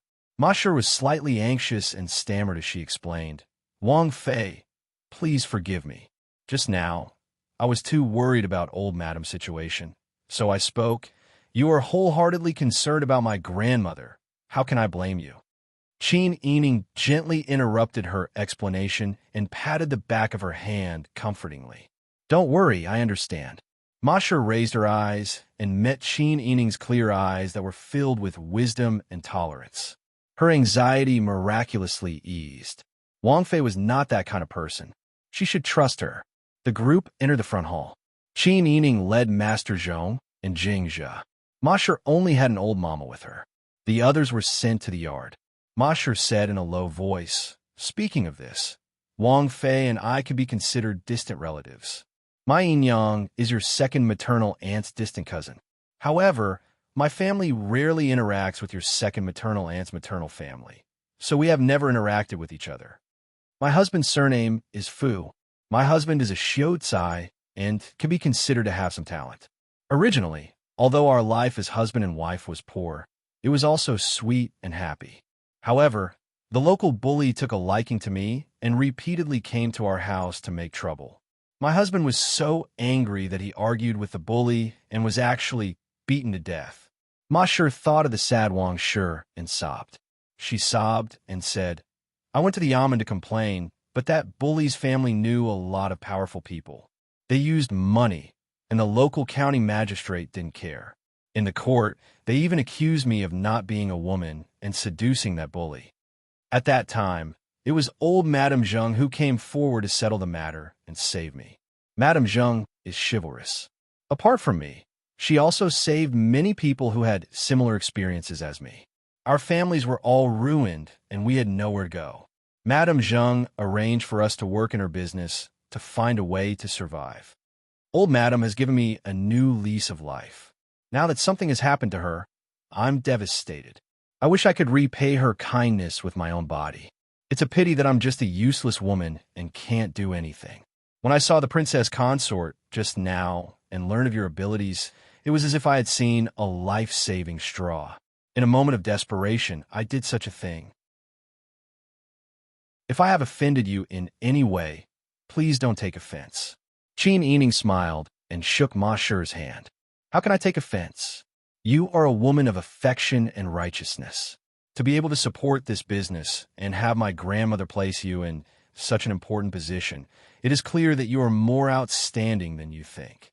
So shopkeeper Ma doesn't have to belittle yourself." When Ma Shi heard Qin Yining's words, it was like she had eaten a bowl of iced sour plum soup during the hottest days of the summer.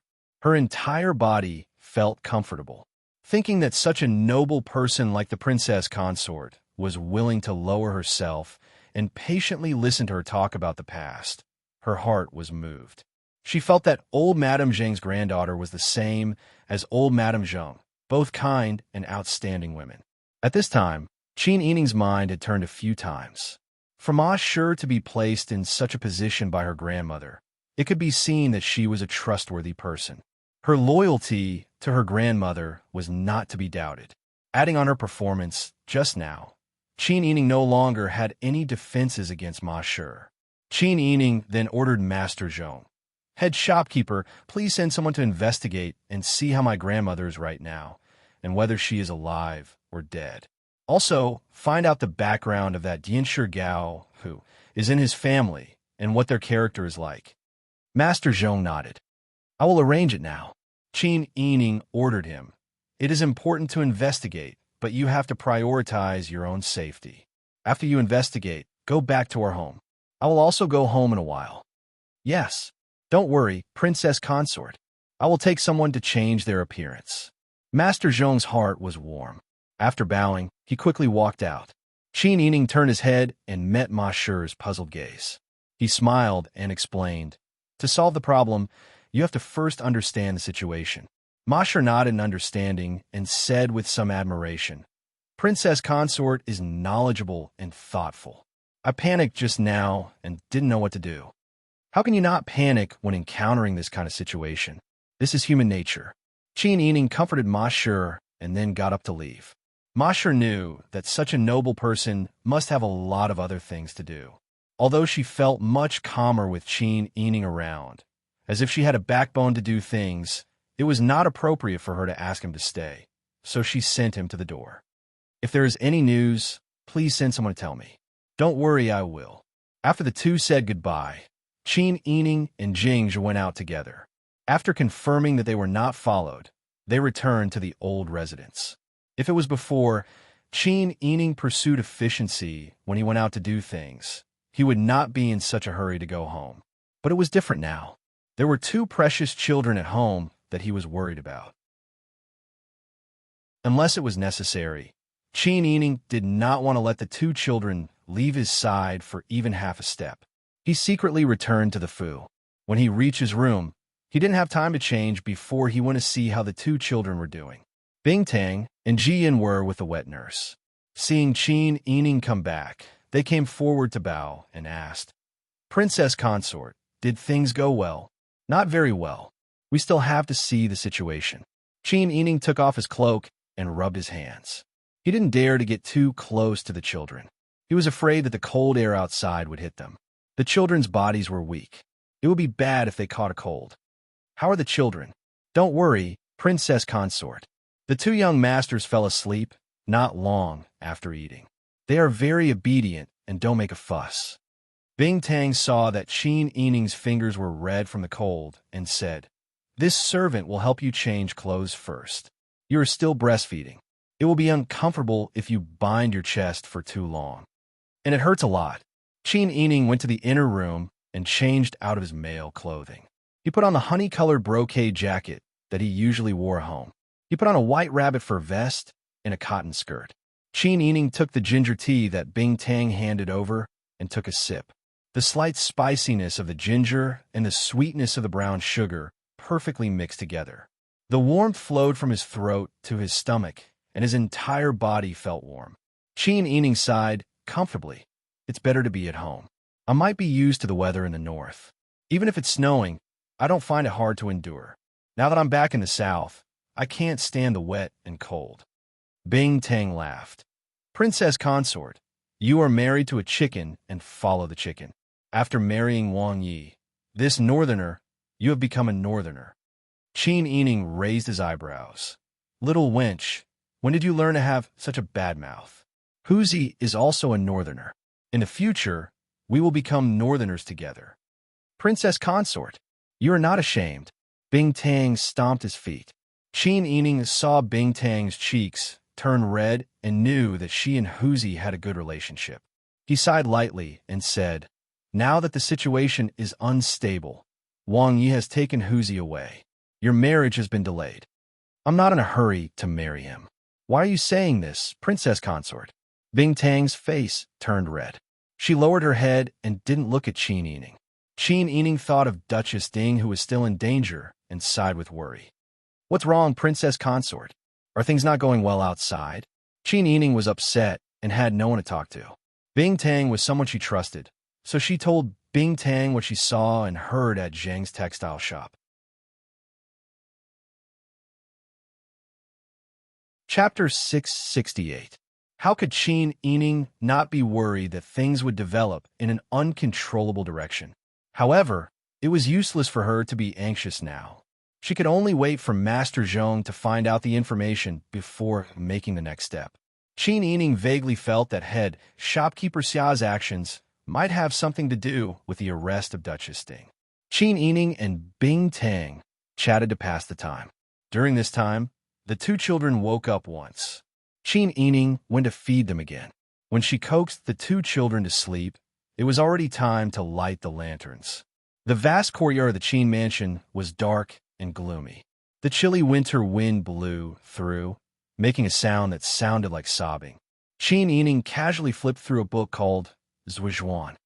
In the compartment, several servant girls who were doing needlework were talking and laughing in low voices, which dispelled the desolation in the air.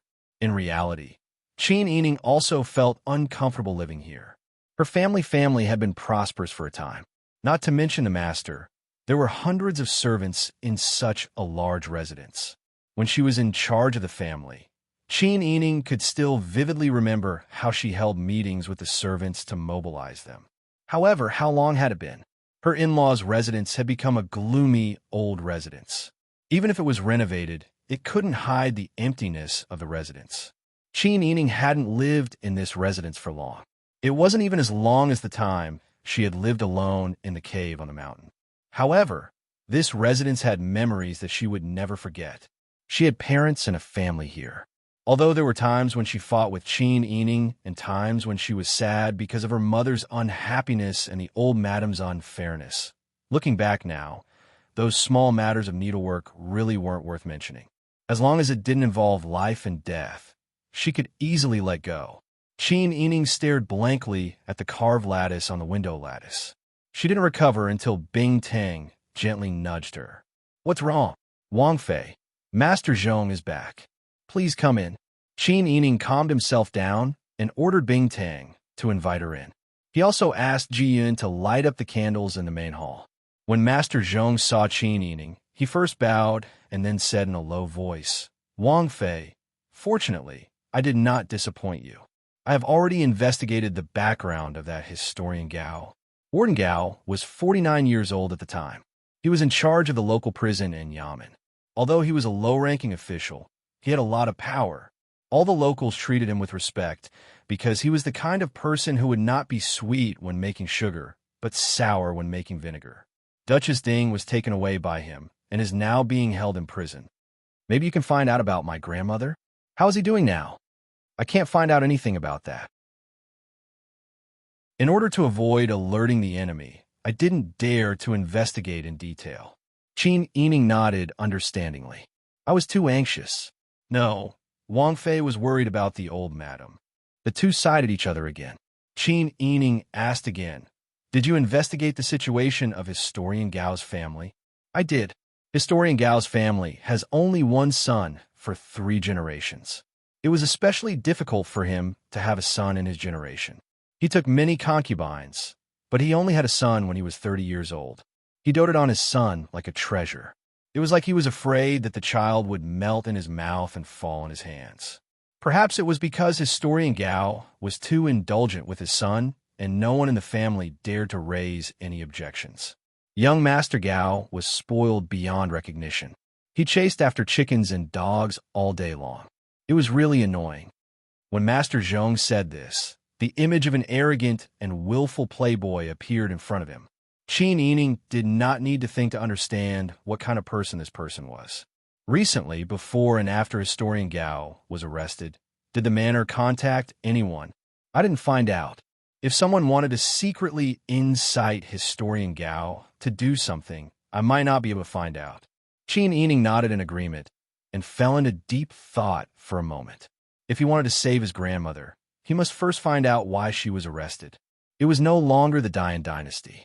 Therefore, even if his grandmother did the most outrageous thing, becoming the leader of the Qingtian alliance, it could not be considered a rebellion. Moreover, this time, she helped Li Qitian take back the throne. The power of the Qingtian alliance had to be used. Now, it could be said that the Qingtian alliance's existence had been recognized for the time being. Therefore, for the time being, it could be ruled out that she was arrested for the Qingtian alliance. This was the territory of the Yuqi Yin. The Yuqi Yin had a smart counselor like Gu Shixiao. Therefore, Qin Yining could basically conclude that the reason for his grandmother's arrest was the same as what he had analyzed at the beginning. It must be because of Pang Xiao. In this way, if he wanted to make the Yuqi Yin let go, he had to think of a way. Master Zhong had also thought of Qin Yining's analysis. Since he could not directly rescue his grandmother, Master Zhong was in a difficult situation. "Princess, why don't we ask Wang Yi? Anyway, the military camp is not far from us. If Wang Yi is willing to speak, solving the problem is just a matter of sentence." Qin Yining gradually frowned as he listened. He seemed to have found the answer to the question that he had not thought through clearly in his mind. Perhaps this was what Gu Shixiang was waiting for. If he couldn't think of a way, he would definitely ask Pang Xiao. As long as Pang Xiao appeared, Gu Shixiang could fabricate any crime and Pang Xiao would be framed. Li Qitian seemed to have a good relationship with them on the surface. However, in reality, he was also worried that he would not be able to get hold of Pang Xiao's weakness. If Gu Shixiang could create a weakness for Li Qitian to use, how could Li Qitian refuse? Although this matter was important, it would not be too late to get rid of the troublemaker after Pang Xiao had settled the matter in the south. With this analysis, Qin Yining was so scared that he broke out in a cold sweat. "We can't do that. We can't ask Wang Yi. Qin Yining told Master Zhong what he had just analyzed with a serious expression. Master Zhong was also anxious when he heard this. What should we do? This won't work. What other ideas do we have? Don't panic. We can think of ideas. We have to think of a way to solve the problem ourselves. We can't always rely on Wang Yi. Now that we know what the county king of Yin and Gu Shixiang are after, we know that grandmother's life will not be in danger before they achieve their goal. This period of time is enough for us to take action. Thinking about it carefully, it made sense. Master Zhong nodded and said, "Your Highness is right. Then we will do as you say." Qin Yining thought for a moment, then asked Master Zhong, that historian Gao's only son, what kind of person is he? Your Highness, that person is really a man who doesn't abstain from anything. Even though he was not yet 20 years old, his shadow could be seen everywhere among the flowers. Last year, he had hooked up with an actress who played the role of Dan, and they had made a solemn vow of love. However, as soon as Judge Gao cut off young Master Gao's money, young Master Gao immediately abandoned that weak little actress. The next day, that actress's body was found in the river. It was said that the man's manhood was cut off. In short, it was very tragic. However, young Master Gao, who had made a solemn vow of love with her, did not care and found a new lover. Recently, young Master Gao took a liking to a girl with the surname Yu. The girl did not like him, so he plotted against young Master Yu's father to kill him. He even had solid evidence. Old Master Yu refused to plead guilty and was beaten to death in court. Old Master Yu could not take it anymore and passed away. That's not all. Young Master Yu and her 8-year-old sister were sold to Yichue Pavilion. The brothel keeper took young Master Gao's money and used young Master Yu's sister as a threat to force young Master Yu to accept customers. Young Master Gao took the opportunity to appear and play the hero to save the damsel in distress. He visited her every day and played with her high sentiments.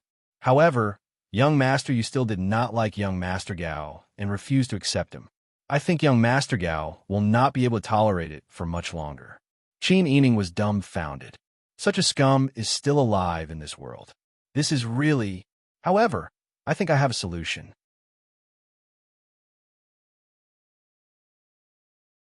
Chapter 669. Translator, Transin Editor, Transin Kanji Factory. Qin Yining smiled. Just follow my instructions, and you'll know. Ever since I became pregnant, Wang Yi has not allowed me to use my brain to do anything. I've been content with the status quo for too long and haven't done anything for a long time. My skills have become rusty. Master Zhong laughed heartily when he heard this. Seeing that Qin Yining had a card up his sleeve, he relaxed a little. Qin Yining said, "Tomorrow, follow my instructions and invite Liao Zhibing over."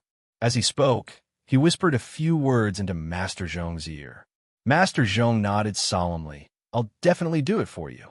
It was getting late, so Master Zhong took his leave to rest. After he left, Qin Yining returned to his bedroom. However, he was unable to sleep for most of the night. As this matter concerned his grandmother, Qin Yining did not dare to be negligent in the slightest. She carefully analyzed her entire plan from the beginning to the end and imagined many unexpected situations in her mind, as well as how to deal with them when she encountered them. In the end, he was too tired and fell asleep in a daze. The next day, Liao Zhibing brought Zhao Wanjin and Zhao Yinhuo along with Master Zhong to meet with Qin Yining. Qin Yining ordered people to invite everyone into the front hall of the Qin Manor.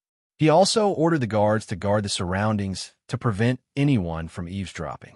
Only then did he say, "When you came, you weren't followed, right?" Zhao Wanjin laughed loudly. "Alliance head, don't worry. Have you forgotten what we brothers used to do? Before we came, we already saw the situation outside clearly. I don't think anyone will find out." Qin Yining smiled and nodded. "That's good. I called you all here today because I have an important matter to attend to. Alliance head, please instruct us." Qin Yining led the people of the Qingtian Alliance to help Li Qitian take back the throne. The Qingtian Alliance could be considered to have officially shown itself in front of the current emperor. They had been viewed as rebels in the Dian, but now they had become loyal officials who could help the emperor. This sense of accomplishment was indescribable for them. Liao Zhibing and the Zhao brothers were in high spirits and full of hope for the future. Seeing this, Qin Yining felt more confident. He first told them about the news of Duchess Ding's wife being arrested. Then he told them about Librarian Gao and young Master Gao. Finally, he told them what he wanted them to do. Qin Yining. After some observation, I found that the citizens of the old Du city are not living due to the chaos caused by the war and natural disasters. Many citizens have problems eating. Therefore, I plan to set up a kanji factory in the city to provide kanji to the people. Firstly, it could help many commoners. Secondly, it will make it easier for me to carry out the next step of my plan. This is killing two birds with one stone. Liao Zhibing, Zhao Wanjin, Zhao Inhua, and Master Zhong were somewhat confused. However, since Qin Yining had given them the order, they trusted Qin Yining's methods. They had done so many things with Qin Yining in the past, which was enough to prove that Qin Yining had the foresight and decision-making ability that others did not have. In addition, after getting along with each other for many days, they trusted Qin Yining's character. They knew that he was not the kind of master who would disregard the lives of his subordinates to achieve his goals. Qin Yining's previous good character and smart and decisive means were exchanged for the wholehearted trust of her subordinates now. Without any doubts, everyone nodded. Since Alliance Head has made such a decision, he must have thought about everything. Brothers, let's do as he says. That's right. It's just that after setting up the porridge factory, we'll have to feed so many citizens. It's going to cost a lot of money. Qin Yining smiled and said, I still have so many fields and lands to harvest. If we transfer a portion of the money earned from the grain and land, we'll be able to save many lives. Furthermore, I do have other plans for giving out porridge this time. This can be considered killing two birds with one stone. Yes, since Qin Yining had made the decision, everyone nodded in unison. Master Zhong said, Boss, don't worry. I'll go and transfer the money and grain. After Qin Yining nodded, Master Zhong took his leave. Qin Yining said to the three people in the room, This time, I don't want to open the porridge factory under Wang Ye's name. Instead, I want to open it under the name of a foreign merchant. Why is that?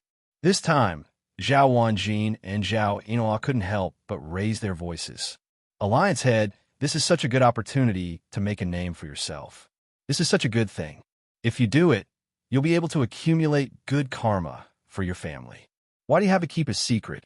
Thinking about the current situation, Qin Yining smiled bitterly and shook his head. Actually, how could I not want to help Wang Yi gain a good reputation? It's just a pity that the current political situation is very tense. The situation in the south is also very chaotic. I don't dare to act rashly and delay Wang Ye's important matters. Besides, setting up the porridge factory is only one aspect of my plan. The most important thing is that I want to save my grandmother. After thinking about it, I feel that this plan is very feasible. The manager of the porridge factory is a kind-hearted and wealthy merchant from outside the country. I'll need your help. Alliance Head, don't worry. It's our duty to help. Zhao Wanjin and Zhao Inhua were both born bandits. They were straightforward and full of masculinity. In comparison, Zhao Wanjin was more experienced and tactful than Zhao Inhua. He was used to judging the situation and observing his surroundings. As such, Qin Yining gave the task to Zhao Wanjin and whispered a few words into his ear. Zhao Wanjin nodded as he listened. At first, he didn't understand what Qin Yining's plan was, so he was a bit depressed. But now, after hearing Qin Yining's analysis and plan, Zhao Wanjin's depression disappeared. All that was left was admiration. Zhao Wanjin nodded again and again. Alliance Head, don't worry. I'll definitely do everything for you. All right, then I'll have to trouble you. Qin Yining sent the guests off with tea. Zhao Wanjin and Zhao Inhua also left the residence.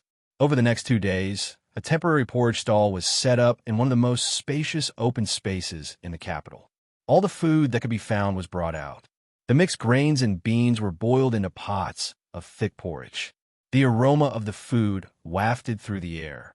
Without needing to call for help, countless homeless people gathered around. Zhao Wanjin shouted at the top of his lungs, "Everyone, quiet down and listen to me. Don't crowd around. Later, everyone will have a share. Everyone will have a share. Can you guarantee that?" The commoners were doubtful. Zhao Wanjin slapped his thigh and made a bow with his hands clasped in front of him. He said in a clear voice, "This one is Qian Gui, a merchant from the north. Although my family is not very rich, everyone who knows me knows that the current situation is not good. However, I am used to helping people. I do not lack food and drink. However, I also hope that the commoners can eat their fill."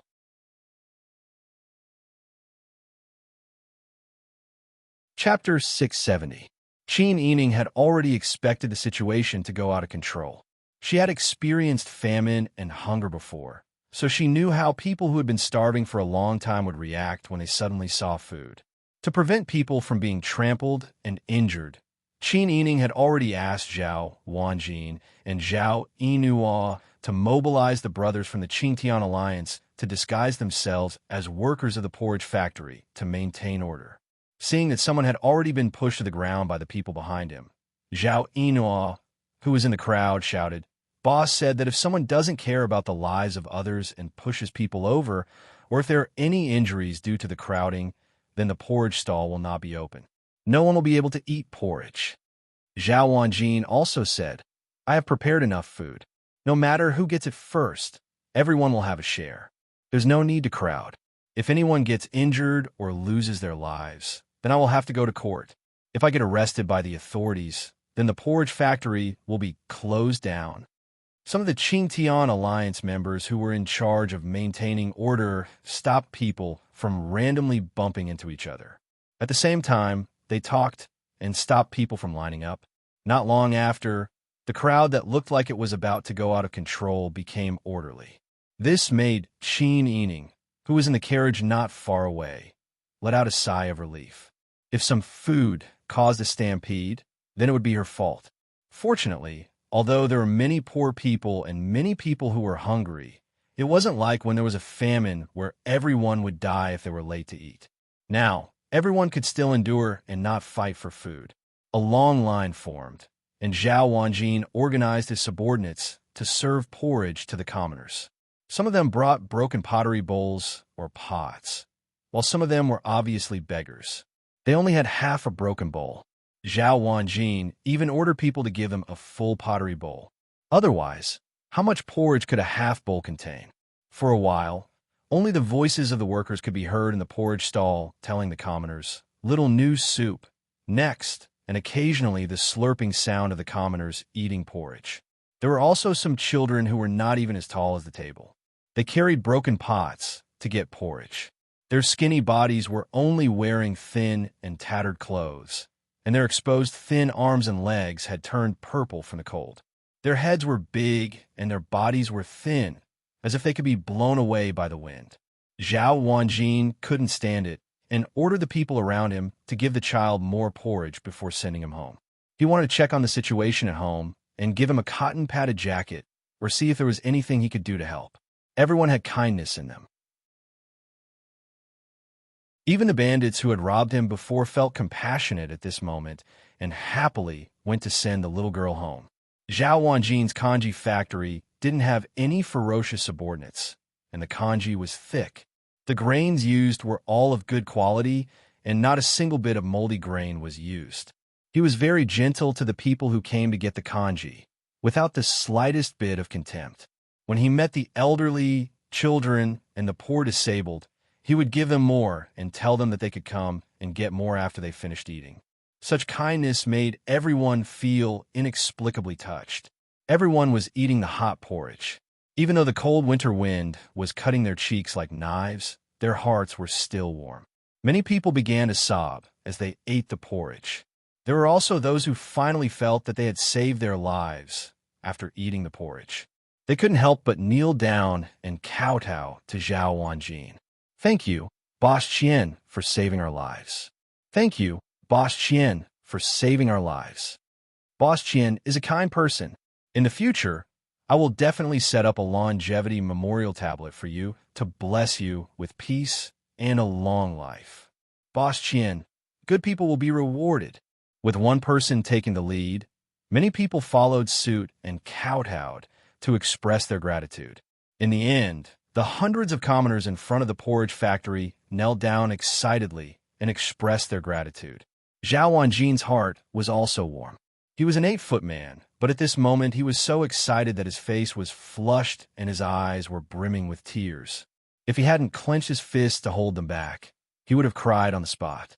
In this world, there were things that made people happier than robbing and reaping without sowing. It turned out that giving and helping others could make people so happy. Hurry up and get up, everyone. My wealth is limited, so I will help everyone as much as I can. The weather is very cold, so let's eat while it's hot.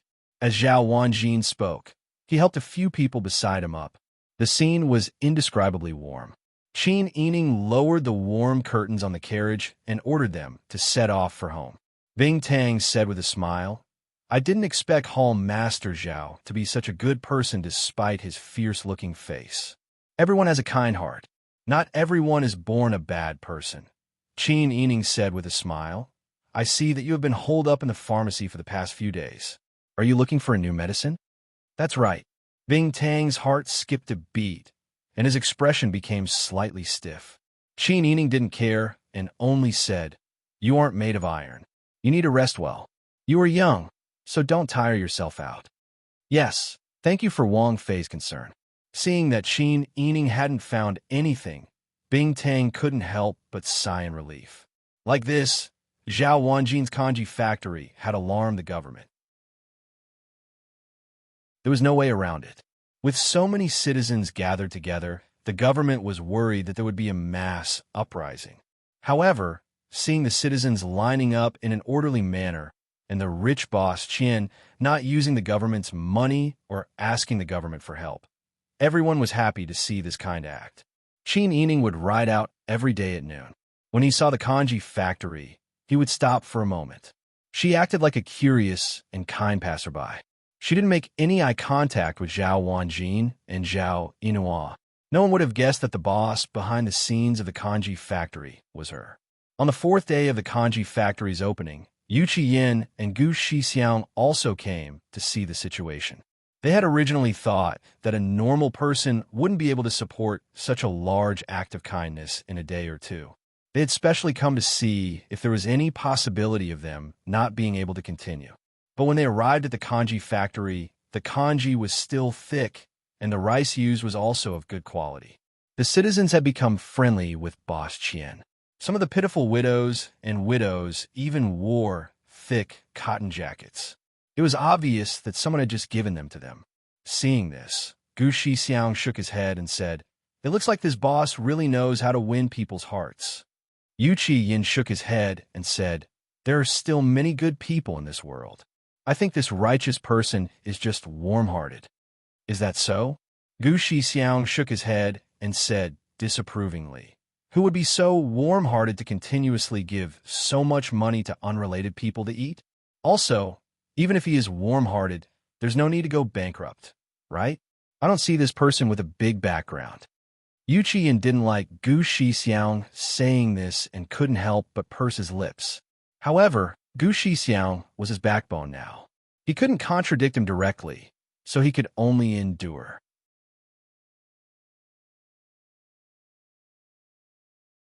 Chapter 671. When Gu Shixiang heard Yu Qiyan's delighted voice, his heart felt stifled. He had tried so hard to persuade him several times, but it was all in vain. Yu Qiyan didn't take it to heart at all. He could understand that young men were interested in beautiful women, but couldn't Yu Qiyan take a look at what kind of person she was? She was Prince Zhongshuan's woman, and she had just given birth to 2 children for Prince Zhongshuan. If she had him in her heart, that would be fine. The problem was that she didn't have him in her heart at all. She only wanted to help her husband and raise her children. Who knew when she would stab them with a knife? In terms of intelligence and scheming, Yu Qiyin couldn't compare to Qin Yining. Gu Shixiang was very afraid that Qin Yining would use a honey trap on Yu Qiyin. He was sure that as long as Qin Yining moved a finger, Yu Qiyin would rush up to him and help him count the money. Gu Shixiang's heart was filled with assisting Yu Yin to restore the Dian dynasty. However, the emperors of the Yin dynasty were getting worse with each generation. It made him mentally and physically exhausted. He even had a feeling that he wouldn't be able to complete this difficult task in his lifetime. Gu Shixiang thought about a lot of things, but he remained silent on the surface. Yu Yin didn't get a reply from Gu Shixiang for a long time, so he looked over in confusion. He still had an excited expression on his face, but when he saw Gu Shixiang's wrinkled face and his bottomless dark eyes, Yu Yin felt as if someone had poured a bucket of cold water on his heart. His original throbbing and enthusiasm turned into white steam at this moment. He almost heard a chi sound. Yu Yin was unhappy in his heart. He was, after all, the monarch of a country. Accepting remonstrances was his magnanimity and conduct as a monarch. However, if his subjects did not know their place and kept provoking his authority, it would be somewhat disrespectful. However, Gu Shixiang was a senior official of 3 dynasties. Even his father, the emperor, had to address him as old Grand Preceptor when he was still alive. There were many times when he needed to rely on Gu Shixiang's wisdom. Therefore, Yu Yin could only suppress his temper and say, "This king's words, old Master Gu. Did you not hear clearly?" He actually had the cheek to ask. Gu Shixiang was so angry that his beard was sticking up. If it weren't for the fact that he needed to save some face for Yu Yin in public, he really wanted to spit on his face. He was truly a pile of mud that couldn't be helped. Gu Shixiang suppressed his anger and said in a deep voice, "This old man is old and his eyesight is blurry. I can't see clearly whether that was the Prince Zhongshuan's wife or not." Even though they were not far away, the old man could still see the words clearly even when he was reading, but now he was pretending to be blind. As a result, how could Yu Yin not understand what Gu Shixiang was trying to say? It seemed like he, the former emperor, was nothing in Gu Shixiang's eyes. He didn't care about him at all. Yu Yin was a stubborn person. After being mocked by Gu Shixiang, his heart was filled with anger. He immediately strode towards the carriage without a care for anything else. "Wang Yi, where are you going?" Gu Shixiang chased after him in shock. Yu Yin said, "Since I can't see clearly, then I'll go closer. If I can, I'll say hello." Gu Shixiang was so angry that he almost rolled his eyes. At this moment, Qin Yining was observing the situation at the kanji factory through a corner of the carriage's warm curtains. Out of the corner of her eye, she caught a glimpse of Yu Yin striding over with an angry expression. She raised her eyebrows in surprise. Could it be that Yu Yin knew that she was the one who caused the kanji factory incident? Otherwise, Qin Yining really couldn't think of a reason why Yu Yin would angrily come looking for her. Jingzhe and the others beside the carriage also noticed that Yu Yin's expression was not right. They immediately surrounded Qin Yining in a well-trained manner. When Yu Yin saw Qin Yining, his ferocious expression finally relaxed. Looking at her slightly fuller cheeks after giving birth, she seemed to have more charm than before. Yu Yin couldn't stop his heart from beating wildly and his blood from boiling. Why is Wang Fei also here? Yu Yin forced himself to remain calm. Qin Yining smiled. "I was bored in the Fu, so I came out for a walk. I saw that this place was lively, so I stayed to take a look." Yu Yin smiled and said, "It's right to come out and take a walk. It'll prevent you from being lonely in the Fu." With one hand behind his back, he turned around and looked at the kanji factory. He smiled and sighed. "Our Dian people are all warm-hearted and kind-hearted. Look." Qin Yining raised his eyebrows. "The people of the world are all the same. Human nature is good. However, Jinan Wang should also be more careful. How can we still address Dian people here?" Yu Yin originally wanted to show off and brag that the people of the Dian dynasty were more honest and kind-hearted than the people of the Dezhou dynasty. Who would have thought that Qin Yining would say such a thing to him? Yu Yin's original throbbing was extinguished. He felt an indescribable anger in his heart. "It seems that you have forgotten who you are." "Oh," Qin Yining said lightly. "In the end, is it Jinan Wang who has forgotten? Or am I the one who has forgotten? You are clearly a Dian, So why did you defect to the Zhou like your father? What benefits did the Zhou give you? Do you think that the Dayan can't give you? You're doing this for your own selfish desires. You have even forgotten your roots. What a joke. Qin Yining sneered. Back then, it was you who handed over the letter of surrender and willingly became a subject. That was why my father was forced to migrate. Why are you speaking as if our family Qin specializes in producing traitors? My father is an upright person. When he does something, he will take it seriously to the extreme. When he was the prime minister and imperial tutor of the Dayan dynasty, he was also like this. After the Dayan was destroyed, he also focused on his own matters in Dezhou. However, I would like to ask Jinan Wang, if you really care about my family Qin so much and trust my father so much, why didn't you take him with you when you left? If I remember correctly, the old officials of the Yin dynasty who migrated to Dezhou were all taken care of by my father before they could gradually gain a foothold. Why, when you left my father behind to take the blame, did you not consider my father's feelings? Yu Qiyin was rendered speechless by Qin Yining's words. After a while, he squeezed out a sentence. Your father is wholeheartedly loyal to your husband. How can I trust him? Then let me ask the Honorable Jinan Wang. Do you care about your throne, or do you care about the lives of the common people? Look at those common people. Qin Yining angrily pointed at the poor people who were receiving kanji from the kanji factory. News of the kanji factory had spread. Today, there were even more people who came. It looked like there were about 500 to 600 people.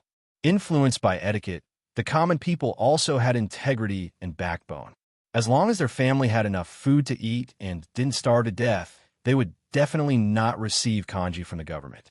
If their neighbors or friends found out that they went to receive kanji, even though their family didn't starve to death, they would be criticized behind their backs. Therefore, the 500 to 600 people present right now were all people who didn't have enough food to eat and were about to starve to death in this cold winter. Look at them. What they need is a stable life, to recuperate and build up their strength. They don't need the chaos of war. They don't need the men and their families to be forced to go to war from time to time. They don't need the old, weak, women, and children to be unable to farm. In the past, the fatuous ruler plundered the common people's wealth and used the money to save lives to create a treasure for himself. Do you want to learn from him?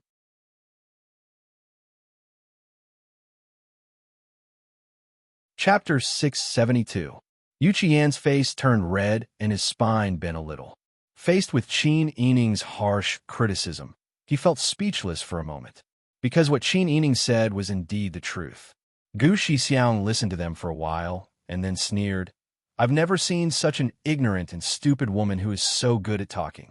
Qin Yining cast a sidelong glance at Gu Shixiang and ignored him. He only looked at Yu Qian's slightly red eyes and sighed. He softened his tone and said, Jinan Wang, I was a little rude just now, but what I said was from the bottom of my heart. It was also because I was your martial brother and sister that I felt that I was on good terms with you. That's why I spoke so bluntly. You are a noble and have never suffered much since you were young.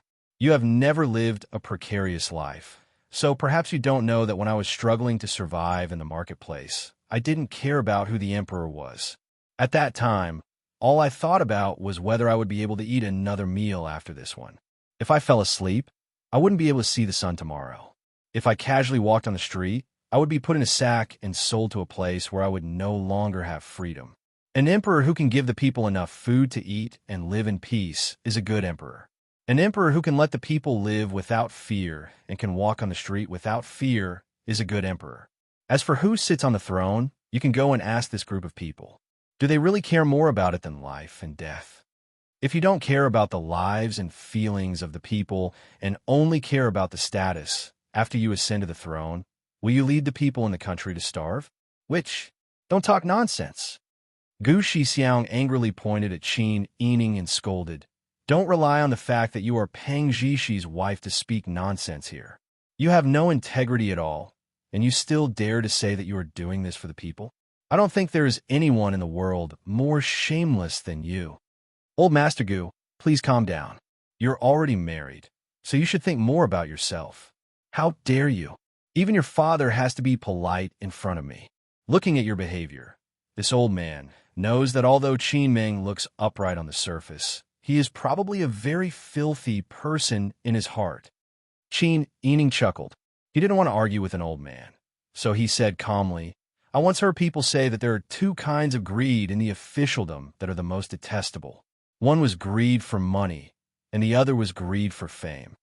People who are greedy for fame are even more despicable than those who are greedy for money. Greedy people like to fill their own pockets and become the parasites of the country. They should be eliminated. Those who were greedy for fame only thought about how the history books would record them.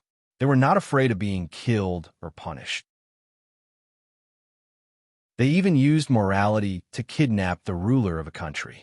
They only wanted to leave their name in history and did not care about the lives of the people. Old Master Gu is very knowledgeable and has been in politics for a long time. I wonder if what I've heard is true. Gu Shixiang was so angry that his whole body trembled, but his face felt as if someone had slapped him. You impudent! You're not a son. You're spouting nonsense. Qin Yining said in surprise, I've always respected you and been polite to you. I've only asked you a question, so why are you so agitated? You criticized my father, and now you're criticizing me? I've never accused you of anything. Gu Shixiang was so angry that his ribs hurt. When Qin Yining used a fake map to confuse him, he already knew that this woman's cunning was beyond the understanding of normal people. Now that he was being criticized in front of everyone without using any vulgarities, how could he stand it? It seems like Prince Zhongshuan is sincerely trying to make things difficult for our Jinan Wang. Does this also represent Wang Ye's intentions? Gu Shixiang gritted his teeth. Qin Yining said, I've read history books before. In ancient times, whenever the emperors ate more meat, a group of ministers would write memorials to ridicule them. They said that the emperors were extravagant and didn't know how to be thrifty. Even if the emperors were stabbed, they would still smile and accept the admonition. How could old Master Gu be more noble than the emperors of ancient times? Oh, perhaps it's because his breadth of mind is different. As for those ministers who wrote the admonition, they closed their doors at home and ate all sorts of delicacies. They didn't do anything and emptied the national treasury. It's common for them to borrow all the money in the national treasury and not return it. They weren't extravagant and didn't know how to be thrifty. Qin Yining shook her head and sneered. What morals, what etiquette, when put in the mouth of a selfish person? It's nothing more than being lenient to oneself and strict to others. It's just a double standard. All right, that's enough. Yu Qiyin listened for a long time, but in fact, she was secretly pleased. Qin Yining's words were like pearls, each and every one of them directly hitting Gu Shixiang's weak spots. Although Qin Yining's words to him at the beginning were because she was angry at him for not being able to fight back, she was directly stabbing Gu Shixiang. It seemed that in Qin Yining's heart, he still had a place in her heart. Otherwise, she wouldn't be so clear about who was close and who was distant. Old Master Gu, please don't be angry. Prince Zhongshuan's wife also shouldn't say too much. If there's a difference of opinion, we can just discuss and solve it. There's no need to hurt our friendship. Yu Qiyin sweetly tried to mediate the situation. Gu Shixiang was about to faint from anger because of Yu Qiyin. Who was Qin Yining?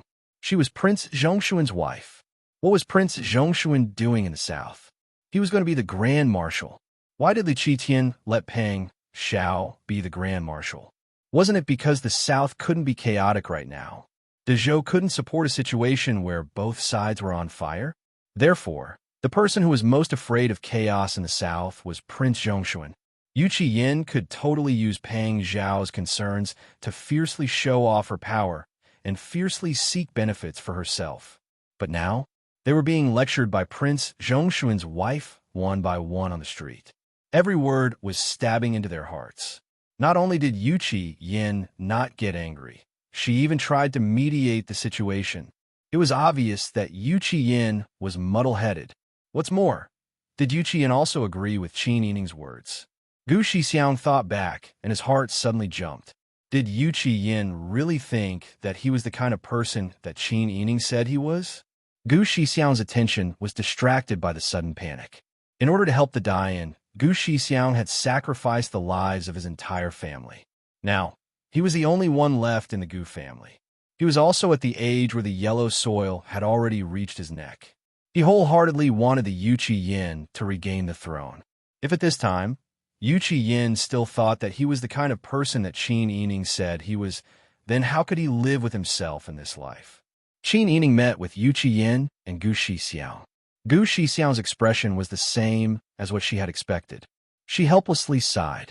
She said goodbye to the two and ordered the carriage to set off for home. Yuchi Yin looked at the back of the group of people leaving.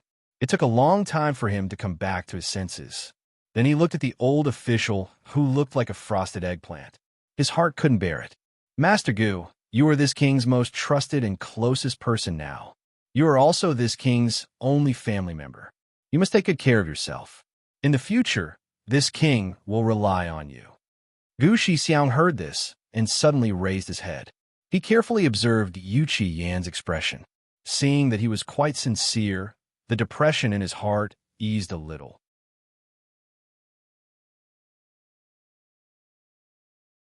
Chapter 673. Master Zhong's spirits were immediately lifted. After waiting for so many days, all he saw was Qin Yining calmly giving out porridge. There was no further action, so he was already anxious. Master Zhong rushed out as if he was flying. From the back, he looked like a young man. Qin Yining couldn't help but laugh. After entering the room and feeding the two little guys who had just woken up, someone came in and reported, "Princess Consort, Prince Zhongshuan's bodyguard is back." Qin Yining's eyes lit up when he heard this. He hurriedly ordered, "Quickly invite them in." Seeing that Bing Tang was still holding Brother Han, he smiled and pulled her hand. "Come out with me." "Okay." Bing Tang didn't suspect anything and put the child down. Qin Yining pushed her to the front and winked at Ji Yun, Xian Yun, Qiu Lu, and Lian Xiaozhou. The four of them looked at each other and understood. They couldn't help but urge Bing Tang, "Hurry up and go. Maybe Huzi is back." Bing Tang was embarrassed by their words. She turned around and glared at Qin Yining and the other four people. "You little bitches, you're all bad people. How do you know that Huzi is coming back?" Qin Yining couldn't help but laugh. He put his arm around Bing Tang's shoulder and walked out. He laughed softly. "Good sister, don't be angry. I'm just guessing. A day apart is like 3 years. Huzi went out with Wang Yi. Doesn't that mean that 6 years have passed? Princess Consort is also bad people like them." Bing Tang's ears turned red. She stomped her feet and ran out quickly. Qin Yining turned around and laughed. "You guys are too much. You know that Bing Tang is shy. Qiu Lu, Ji Yun, and Xian Yun are not young anymore. It's time for you guys to find good in-laws. When the time comes, aren't you afraid that she will make fun of you?" Ji Yun, Xian Yun, and Qiu Lu's faces turned red. They urged Qin Yining to go out. "Stop talking about others. Princess Consort is the worst." Qin Yining chatted and laughed as he walked out of the door. When he arrived at the front hall, he saw Huzi standing straight on the floor, staring straight at the yellow rosewood official's chair. Bing Tang was standing behind the main seat, looking down without even raising his head. However, the two of them were clearly looking at each other from the corner of their eyes. Qin Yining was overjoyed. These two people were reading each other's faces. Qin Yining was afraid that the two of them were shy, so he didn't expose them. He smiled and walked towards the main seat. Hearing the footsteps, Huzi's expression changed. He cupped his hands and knelt on one knee. "Princess Consort, get up. We're all family. There's no need to be so polite." Qin Yining waved his hand and sat down on the main seat. "You sit down too. Bing Tang, bring some snacks and tea." Huzi must be hungry after rushing all the way back. "Yes." Bing Tang secretly sighed in relief. She had been worried that Huzi would be hungry. Huzi grinned, showing his white teeth. His eyes were curved. Then I won't be polite." Although his words were natural, he sat down at the end of the table. His posture was still straight. It was obvious that the habits cultivated in the military were deeply rooted. Bing Tang soon brought over a black double-beam tray. On top of the tray was a plate of cloud cake, a plate of red date cake, and a pot of wolfberry flower tea. These were all Huzi's favorites. Qin Yining smiled. Eat first. Fill your stomach and we'll talk later. Okay. Huzi didn't stand on ceremony with Qin Yining. He rushed back as fast as he could because he was really hungry. At this moment, Huzi grinned and picked up a plate of desserts with his big hands and stuffed them into his mouth, wolfing them down. Bing Tang was shocked by his table manners and felt a little distressed in her heart. She quickly poured him a cup of tea and handed it over. Huzi happily took the teacup. When his fingers touched Bing Tang's slender and cold fingertips, his heart rippled with sweetness. It was even sweeter than the snacks in his mouth. He smiled and said, "Thank you." He spat out the crumbs of the snacks. He seemed to realize that it was unsightly and quickly covered his mouth. He took a sip of tea and swallowed the snacks in his mouth. Qin Yining looked at the two of them. One was eating snacks and drinking tea, while the other was pouring tea with a gentle gaze. The air around them became sweet and thick. Some of the worry and hesitation in her heart disappeared. In this world, poverty, sneezing, and love were the most difficult things to hide. Bing Tang was a girl with a hard life. In her heart, she treated her like a younger sister. Seeing that they had such a good relationship, Qin Yining was relieved to hand Bing Tang over to Huzi. After Huzi finished the snacks, Bing Tang knew that they had something to say. She took the tray and left. Huzi then took out a letter and presented it to Qin Yining with both hands. Wang Fei, this is from Wang Yi. Everything in the military camp is fine. Wang Yi said that he misses you, Zhao Guer and Han Guer. Qin Yining smiled as she took out the letter. She opened it and quickly skimmed through it. Rather than calling a letter to say that he was safe, it was more like a love letter. There were 2 whole pages. Only a few sentences said that the military camp was fine, that he was also fine, that he was in good health, and that he ate well. The rest of the letter was about how much he missed her. Qin Yining's face turned red as she read. She quickly folded the letter and put it back in the envelope. Everything is fine at home. Go back and tell Wang Yi not to worry. Zhao Guer and Han Gu are also fine. Children grow quickly. They seem to have grown a bit in the past 2 days. I see that Zhao Guer's eyes are becoming more and more like Wang Yi's. Han Guer's mouth is also like his. In short, everything is fine. Tell Wang Yi not to worry and to focus on handling military matters. Tell him to return as soon as possible. Huzi nodded and said with a smile, Wang Fei, do you want to write a letter to Wang Yi? Qin Yining thought about the letter that was filled with words of love. Her face turned red. He wanted her to write a letter. Did she also have to write such words? She wanted to refuse, but then she thought about how Pang Xiao was probably waiting for her reply. Thinking of this, Qin Yining called Bing Tang to get a brush and ink. She then smiled and said, I'll think about what to write. You can all leave first. Bing Tang's face turned red. He stammered, Wang Fei, I'll stay and help you grind the ink. Qin Yining smiled and said, No need. I still need to think about what to write. Yes. Why don't the 2 of us go out for a walk? Huzi shamelessly invited. Bing Tang angrily stepped on his foot. He knew that Qin Yining was purposely creating an opportunity for them to talk. He was embarrassed, but he couldn't resist the temptation. He could only vent his anger on Huzi. He turned and left. Huzi was overjoyed from being stepped on. He scratched his head and smiled at Qin Yining. He turned and quickly chased after him. Hey, Tang Ming Ming, wait for me. His voice faded.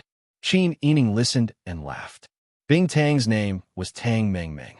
When he first stayed by her side, he changed his name to avoid being noticed.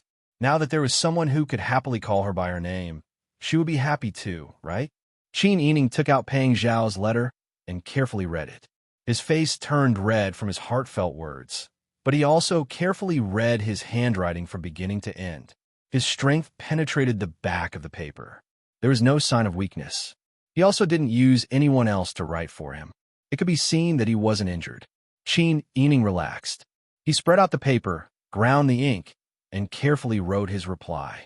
Occasionally, he could hear Bing Tang and Huzi whispering outside the door.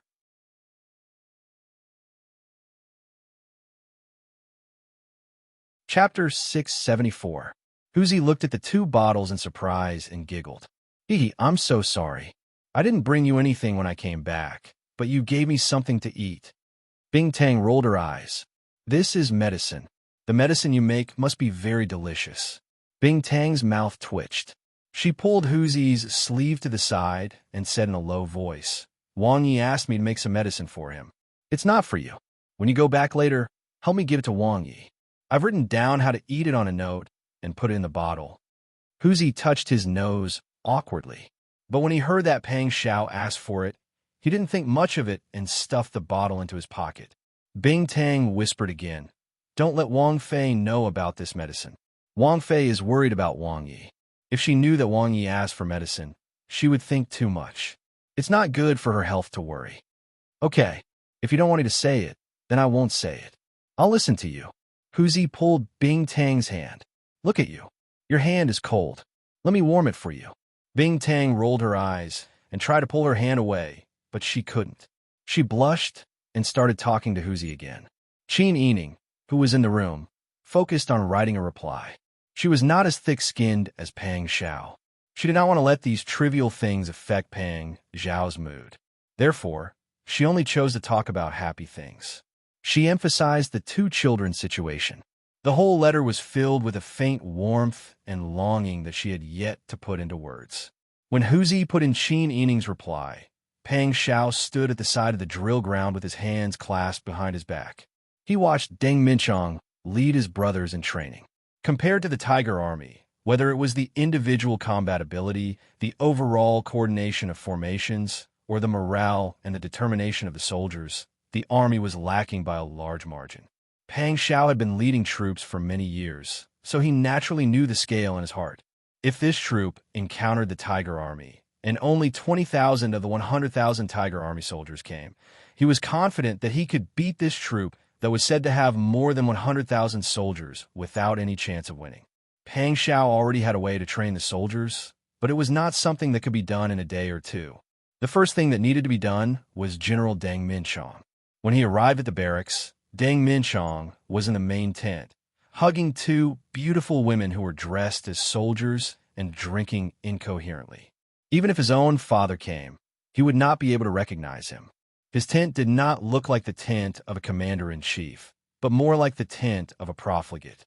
Aside from gold, silver, and jade, there was an endless supply of fine wine and delicacies.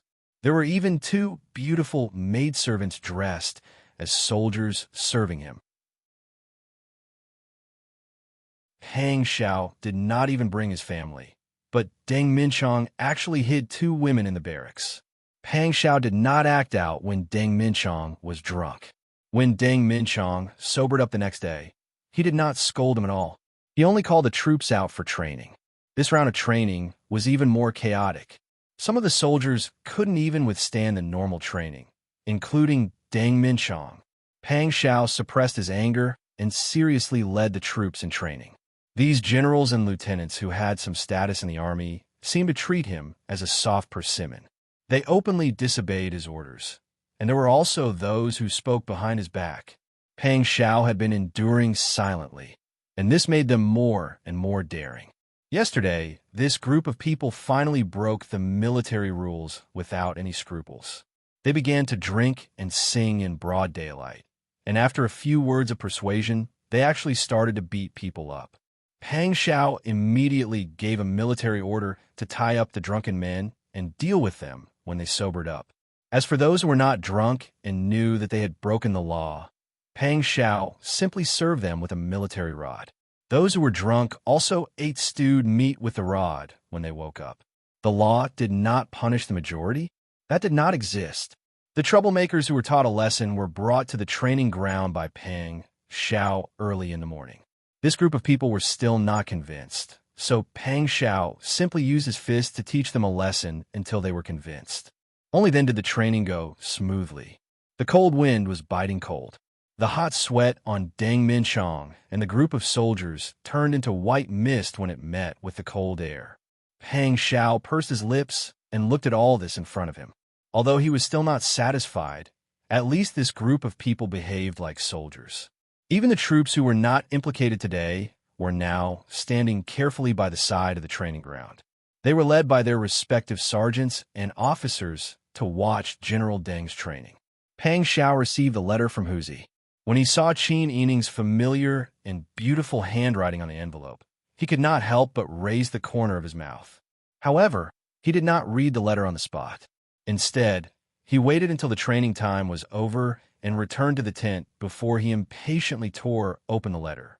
Although Qin Yining did not whisper any sweet words, the trivial family matters she wrote made Pang Xiao's heart feel as if it was soaked in warm water. Warm nostalgia wrapped around his heart, making him especially miss Qin Yining at this moment. He wanted to go home, hug Qin Yining, and hold his children. After Pang Xiao finished his rough dinner, he kept reading the letter until he went to bed. He read it over and over again, and when no one was around, he put the letter to his nose and sniffed it. He did not know if it was a psychological effect, but he seemed to smell the faint jasmine fragrance on Qin Yining's body, her unique body fragrance, and the frankincense on the two children's bodies. He continued reading until midnight, when the light dimmed and he was about to fall asleep. Suddenly, there was a sound of footsteps outside the tent. Pang Xiao alertly jumped up with a dagger in his hand. He turned around. Wang Yi. Hearing Huzi's voice, Pang Xiao relaxed his tense muscles. "Come in."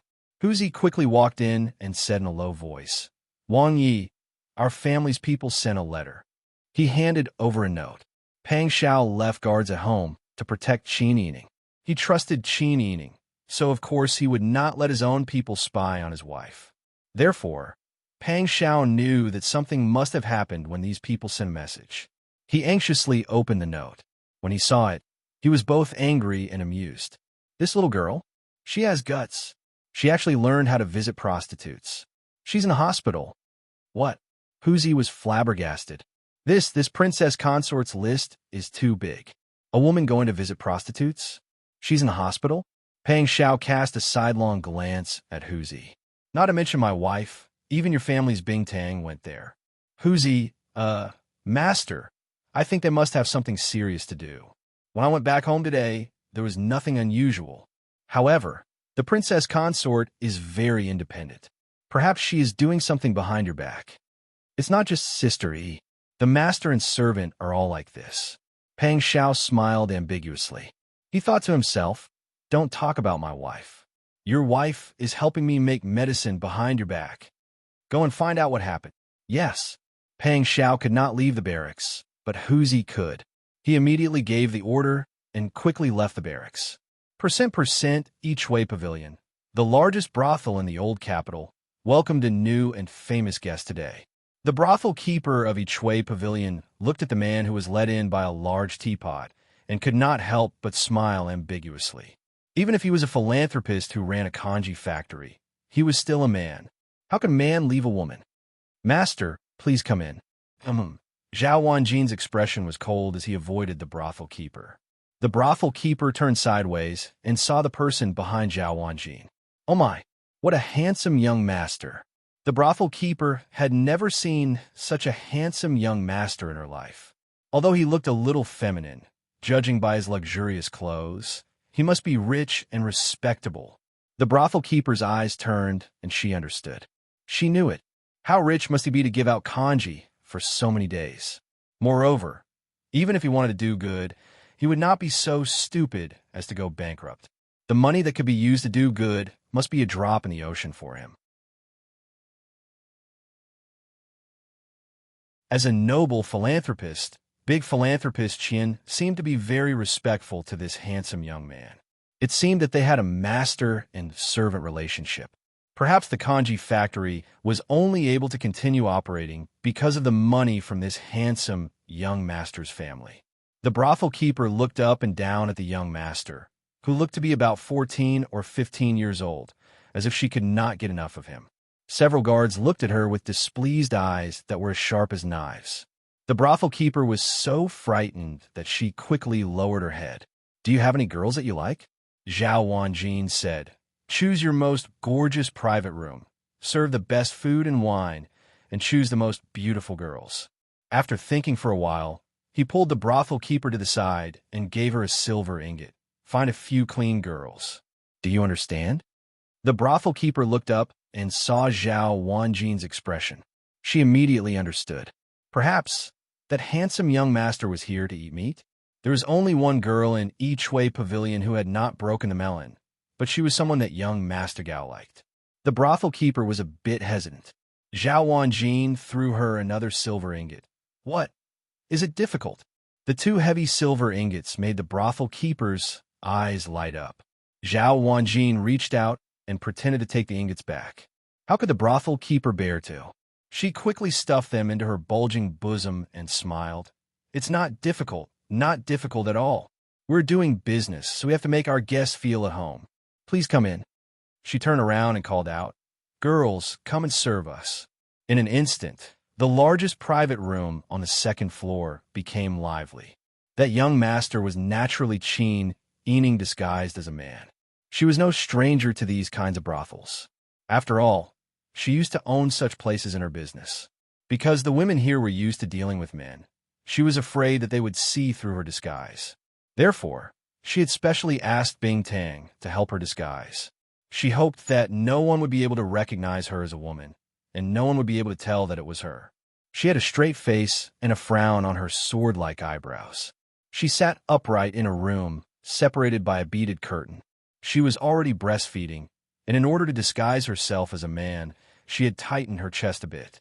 If she did not sit up straight, she would feel like she was suffocating. Zhao Wanjin and Zhao Yinhua sat on her left and right. The rest of the guards stood behind Qin Yining. At this time, the brothel keeper called a group of gorgeously dressed girls to walk in. A gust of fragrant wind blew over, and Qin Yining almost sneezed.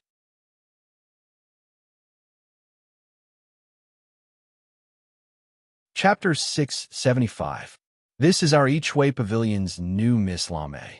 She comes from a respectable family and is proficient in zither, chess, calligraphy, and painting. She's the best flirtatious flower. The brothel keeper winked and pushed Lame to Qin Yining's side. Qin Yining looked up and naturally moved aside to make room for Lame. She pulled Lame to sit next to her. When the brothel keeper saw that the charming young master was tempted, she immediately smiled and looked at Zhao Wanjin. Then she instructed the other girls, "Serve the young masters well." Zhao Wanjin laughed and threw her another ingot of silver. The brothel keeper immediately thanked him and left. Zhao Wanjin and Zhao Yinhua were actually experienced in the field of romance, but Qin Yining was right next to them, so they couldn't show off. "Little sisters, are you good at singing?" Zhao Wanjin's big hand touched a girl in red beside him. The girl was observant. She saw that the man in front of her and the more elegant man next to him seemed to be afraid of the youngest charming young master. They wanted to get close to the young master, but they were stopped. She knew that they were here to talk business and not just to have fun. The girl in red smiled and said, "Sir, we don't have any other skills, but playing zither and singing are our specialty. If you like, we'll play a song."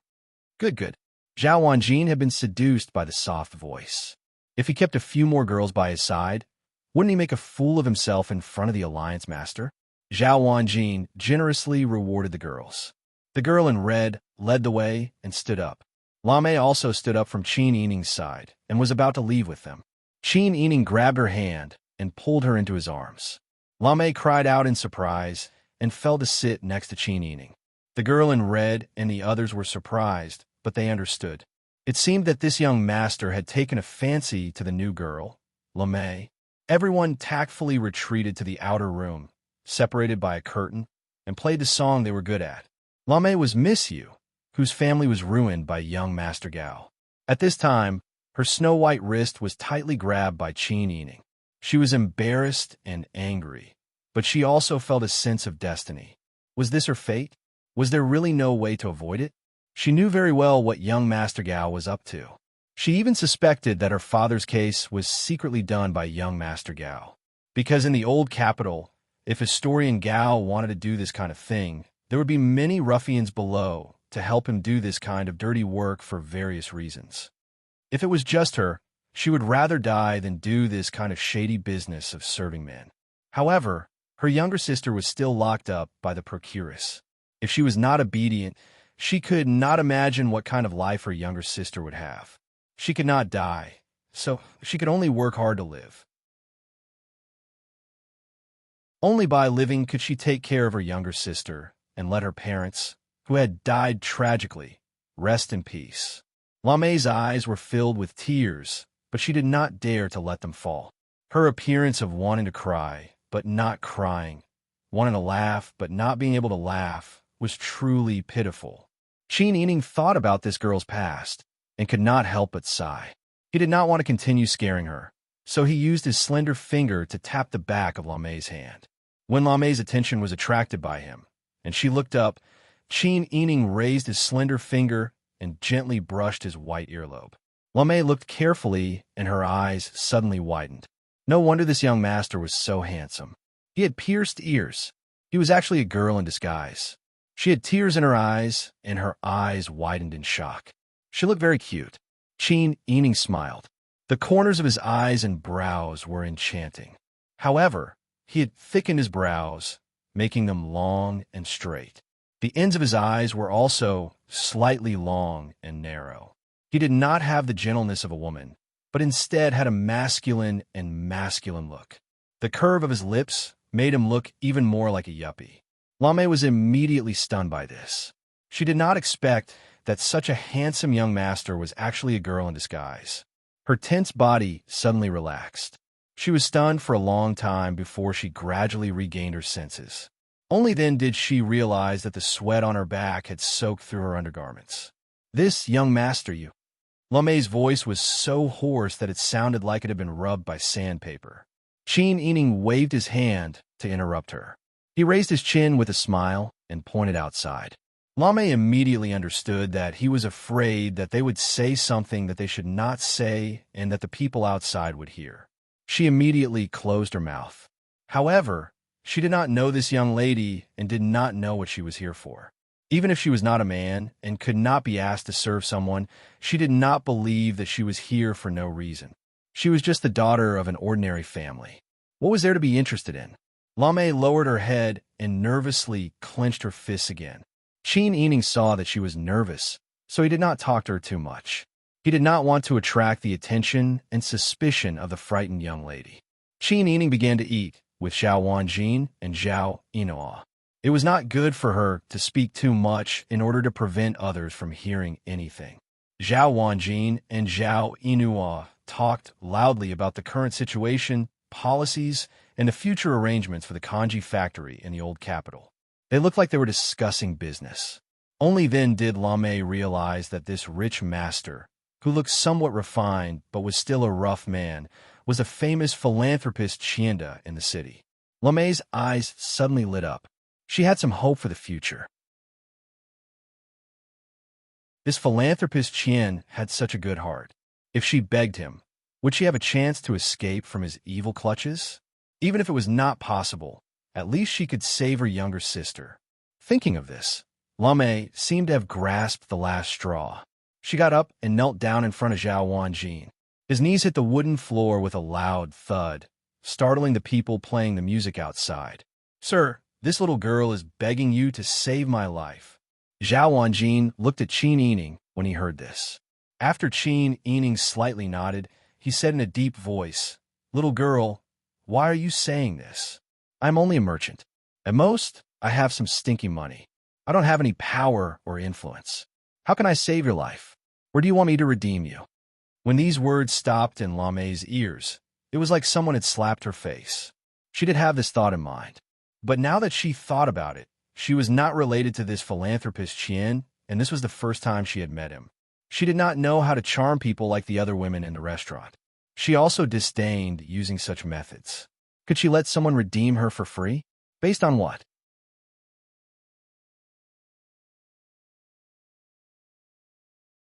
Chapter 676. Even those who didn't understand her family's situation couldn't help but feel sympathy for her after hearing Lame's cries. This woman didn't care about her own life for her sister. Zhao Wanjin frowned and asked in a low voice, "I can understand your difficulties, but you and I have never met before. I also don't know if the situation you said is true or not." Lame nodded and wiped her tears, I don't blame you for asking this. I was indeed rude. My surname is Yu, and my name is Shifang. My parents opened a brush and ink shop to support me and my sister. Although we weren't rich, our days were peaceful and beautiful. Who knew that later on, I met young Master Gao. Young Master Gao was the only son of the local historian. He had some power and often did some despicable things, including kidnapping women. At first, he came to my shop for no reason and insisted on seeing me before he was willing to leave. No matter if my father rejected him politely or sternly, it was useless in front of young Master Gao. Young Master Gao even ordered people to climb over the wall to my courtyard and kidnap me. Fortunately, they were bitten out by the big dog we raised. Young Master Gao tried a few times but failed, so he came to my house to harass us even more. We were annoyed and planned to sell our shop and leave here. Who knew that my family would be involved in a lawsuit? They insisted that my father killed someone. My father was an honest person. In this life, he would feel guilty for a few days, even if he killed a chicken. How could he kill someone? He refused to admit his guilt and was forced to confess. He was beaten to death on the spot. When my mother heard the news, she fainted on the spot. After lying down for a few days, she also passed away, leaving us 2 sisters behind. When Yu Shifang said this, her tears fell like rain. She almost couldn't speak clearly due to her sobbing. As she spoke, the hearts of everyone in the room became heavy. Even the girls who were playing the zither and singing outside the room were filled with sorrow. Which girl who was sold here didn't have a bitter account in their heart? Yu Shifang cried for a long time before she continued. The Yamen convicted my father and ordered us to compensate the deceased's orphan and widow's son clan. They confiscated our family shop and said that we didn't have enough money. In the end, they forcefully sold me and my younger sister to Ichway Pavilion. I didn't want to obey, so they used my sister to threaten me. Lord, what this little girl said is all true. If there's even half a word of falsehood, then let me be struck by lightning and die a horrible death. After death, you will be sent to the 18th level of hell, never to be reincarnated.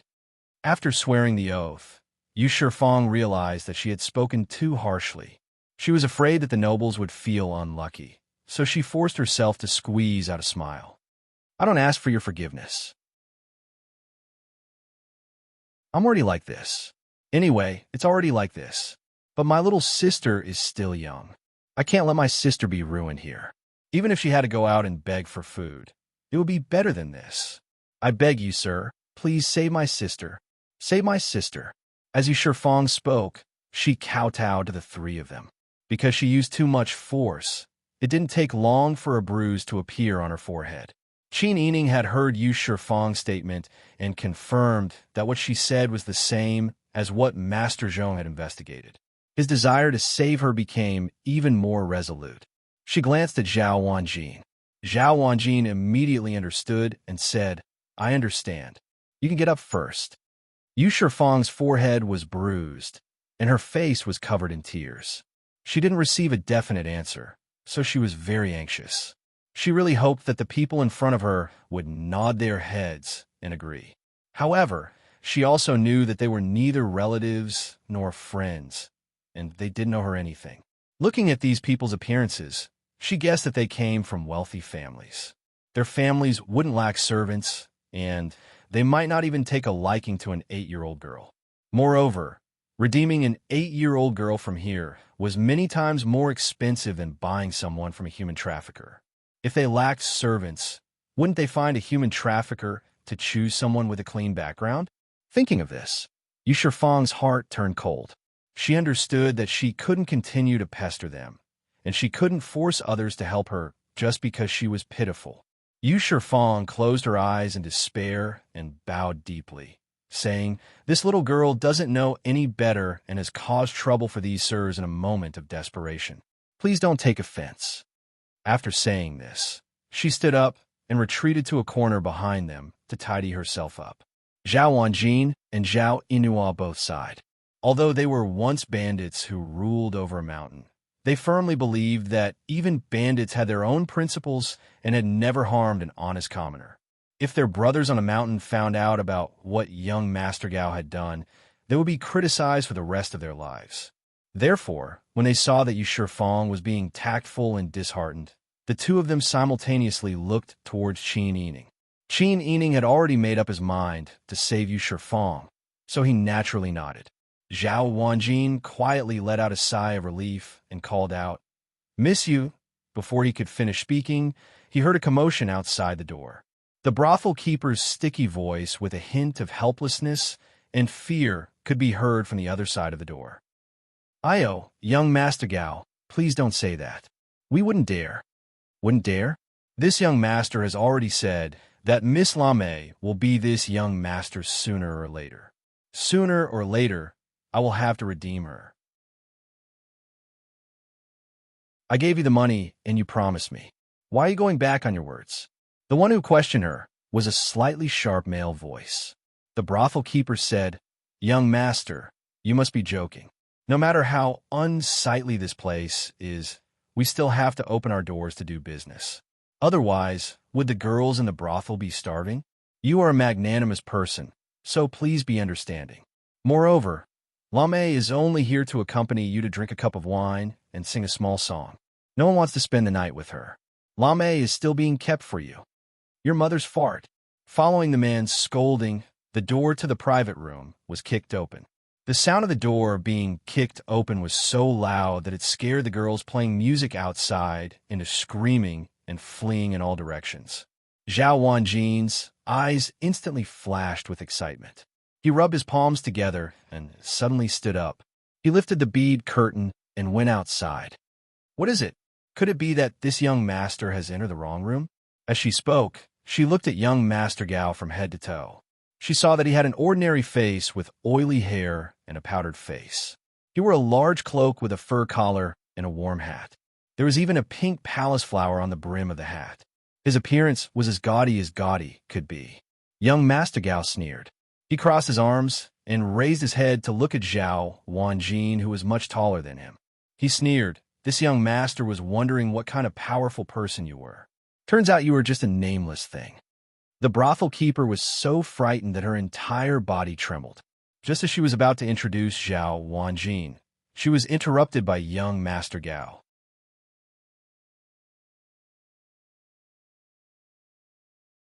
Chapter 677.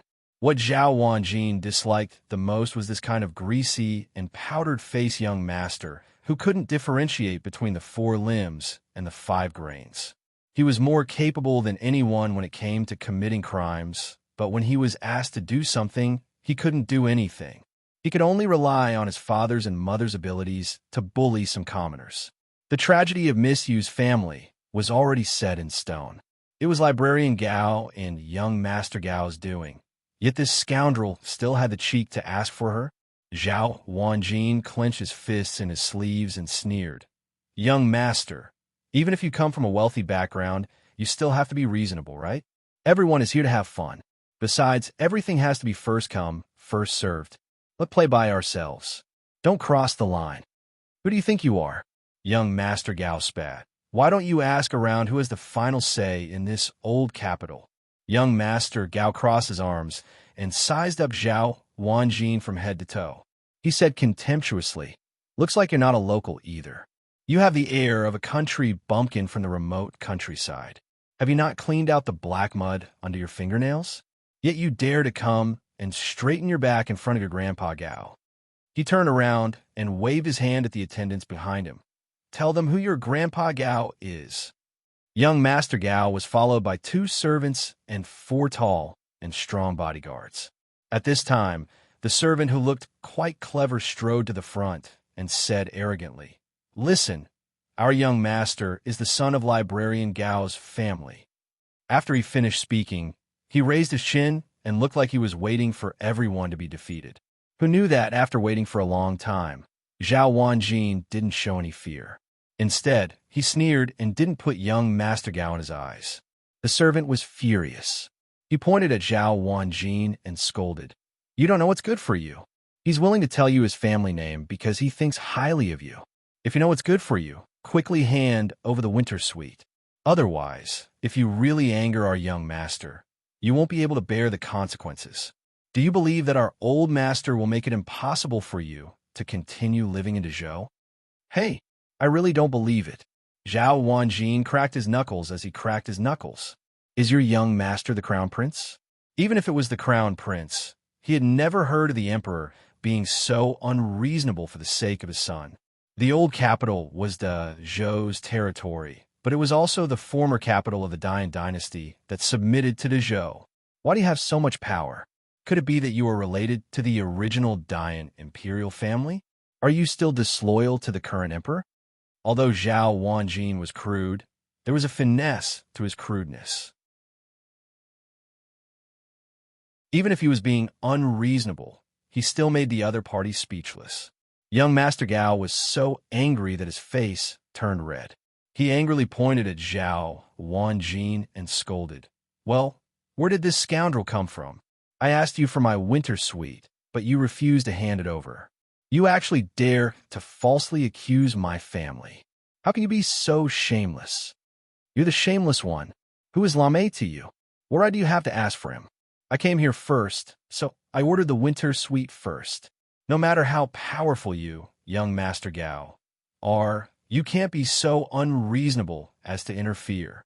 Lame is my lover. If we talk about it, you should call me older brother. Go and ask Lame yourself, who got to know her first." Young Master Gao acted shamelessly and quarreled with Zhao Wanjin. Zhao Wanjin was not to be outdone. With Qin Yining's instructions, he naturally had no scruples. Young Master Gao was an arrogant and willful person. He was used to being domineering in the old capital. How could he yield to others? It had always been others who gave in to him. This time, he finally met a big guy who didn't take him seriously. Young Master Gao's anger rose. In a fit of anger, he immediately ordered the guards behind him. "Do it! Beat this ignorant thing to death. If he dies, it's on me." "Yes, young master." The guards and manservants who followed young Master Gao often helped the tyrant to do evil. It was a common occurrence for them to beat people up. Just now, when young Master Gao quarreled with someone, they were already eager to fight. At this moment, they did not hesitate and immediately rushed in front of Zhao Wanjin. The women were frightened and fled in all directions. "Sir, stop, sir. If you have something to say, let's talk it out." The brothel keeper mustered up her courage and came forward to mediate. Smashing things was a small matter, but if one side was really injured, it would be a big matter. Whether it was young Master Gao or this philanthropist Qian, they were both people that small people like her couldn't afford to offend. However, the procuress was also a woman without the strength to truss a chicken. She couldn't stop the fight, and when she shouted, the other party refused to listen. She could only anxiously stare. She watched as one of the legs of the chair was kicked off, and the porcelain on the table and the musical instruments thrown by the girls were overturned and stepped on back and forth. The procurer's heart was bleeding. Aya, what should we do? Everyone stop, quickly stop." Young Master Gao originally thought that victory was in his hands. After all, he brought 6 people with him. He knew the skills of those people. If it really didn't work, he could also fight it out himself. But who would have thought that this big man, who looked like an idiot, was actually very good at martial arts? With a left punch, he knocked the servant to the ground. The servant hugged his stomach and rolled on the ground, unable to get up. With a right punch, he went straight for the guard's face. Young Master Gao originally thought that the guard was very powerful, but in front of this person, he was like a slow fool. He just watched as the guard was punched. The bridge of his nose was broken, and his nose was bleeding all over his clothes. This person fought with the momentum of a group of people. In a few moves, he knocked down the people around young Master Gao. Young Master Gao was really angry. He rolled up his sleeves and picked up a chair, sneaking an attack from behind Zhao Wanjin. How could Zhao Wanjin, who licked blood on his blade, not notice this? He immediately turned sideways to avoid the attack, turned around, and kicked.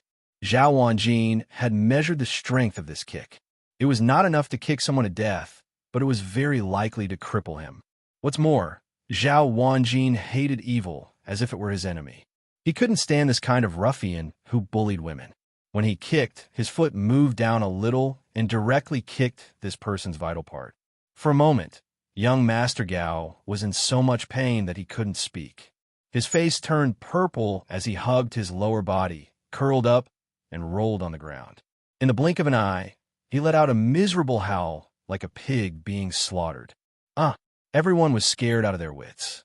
The girls who were hiding under the tables and behind the cabinets were all dumbfounded. The brothel keeper slapped her thigh and shouted, "How can this be?" She hurriedly called for a doctor. Young Master Gao's 6 subordinates got up one by one with a bloody nose and a swollen face. When they saw the young master covering that part and rolling on the ground in pain, their souls almost flew away. Before the procurers could call a doctor, they immediately tore down a door panel, carried young Master Gao, and ran out. The room that was noisy for a while returned to silence. It was just that the procuress and the girls were already trembling with fear. The procuress didn't know what to say. She just thought that she didn't want to get involved in this matter. She wanted to reprimand philanthropist Qian, but when she thought of his big fist, she immediately became afraid. The procuress was helpless and hurried out with the girls.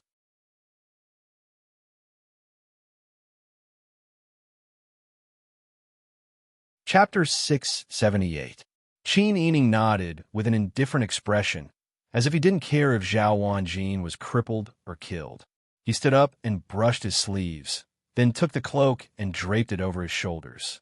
He turned to Zhao Wanjin and said, "Let's go." "Yes." Zhao Wanjin and Zhao Yinhua took the lead in answering. Yu Shifang's face was deathly pale, and she closed her eyes in despair. She hadn't succeeded in calling for help, but she didn't expect these people to beat up young Master Gao, and it looked like they had beaten him quite seriously. Librarian Gao doted on young Master Gao and obeyed him without any principles. If he knew that young Master Gao had come to Yichwei Pavilion to look for her, and that he had gotten into an argument because of her, needless to say, she and her sister didn't need to live anymore. Yu Shifang was so desperate that she didn't know what to do. At this moment, she couldn't even shed tears. Could it be that this was the fate of her and her sister? If they were really destined to go to this step, why didn't they let them go with their parents from the beginning? Instead, they left them to suffer all kinds of suffering in the world with no one to help them. What did they do wrong? At this moment, Yu Shifang's mind was completely filled with despair. She didn't dare to have any hope for Qin Yining and his group, who knew that in the blink of an eye, someone would lightly pat her shoulder. Yu Shifang turned around sluggishly and met a pair of gentle eyes.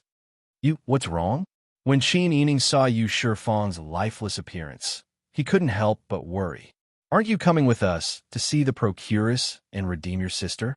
Yu Shifang was stunned. Her ears buzzed, and she didn't regain her senses for a long time.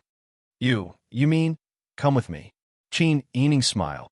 "Don't tell me you want to stay here with your sister?" "No, of course not. But how could you?" "Believe me, I won't harm you." Qin Yining comforted her with a smile, as if he was comforting a frightened rabbit. Yu Shifang's dim eyes suddenly lit up. Although she didn't know who this person was, since she dared to say such words, it meant that she wasn't afraid of young Master Gao. After all, this was the old capital. What kind of officials and nobles weren't there? Perhaps she was a young miss from some family who had come out to play. Yu Shifang looked at Qin Yining expectantly, as if she was afraid that she would go back on her word. Qin Yining shook his head and nodded at Zhao Wanjin and Zhao Yinhua. The two brothers immediately understood and immediately sent for the procuress. The brothel keeper was sitting in the corner of the hall on the first floor, drinking hot tea and sulking. In this line of work, what they feared the most was to be involved in the disputes of high officials and nobles. If they were not careful, they might not be able to continue doing business. Today, a customer had beaten up the local tyrant's son.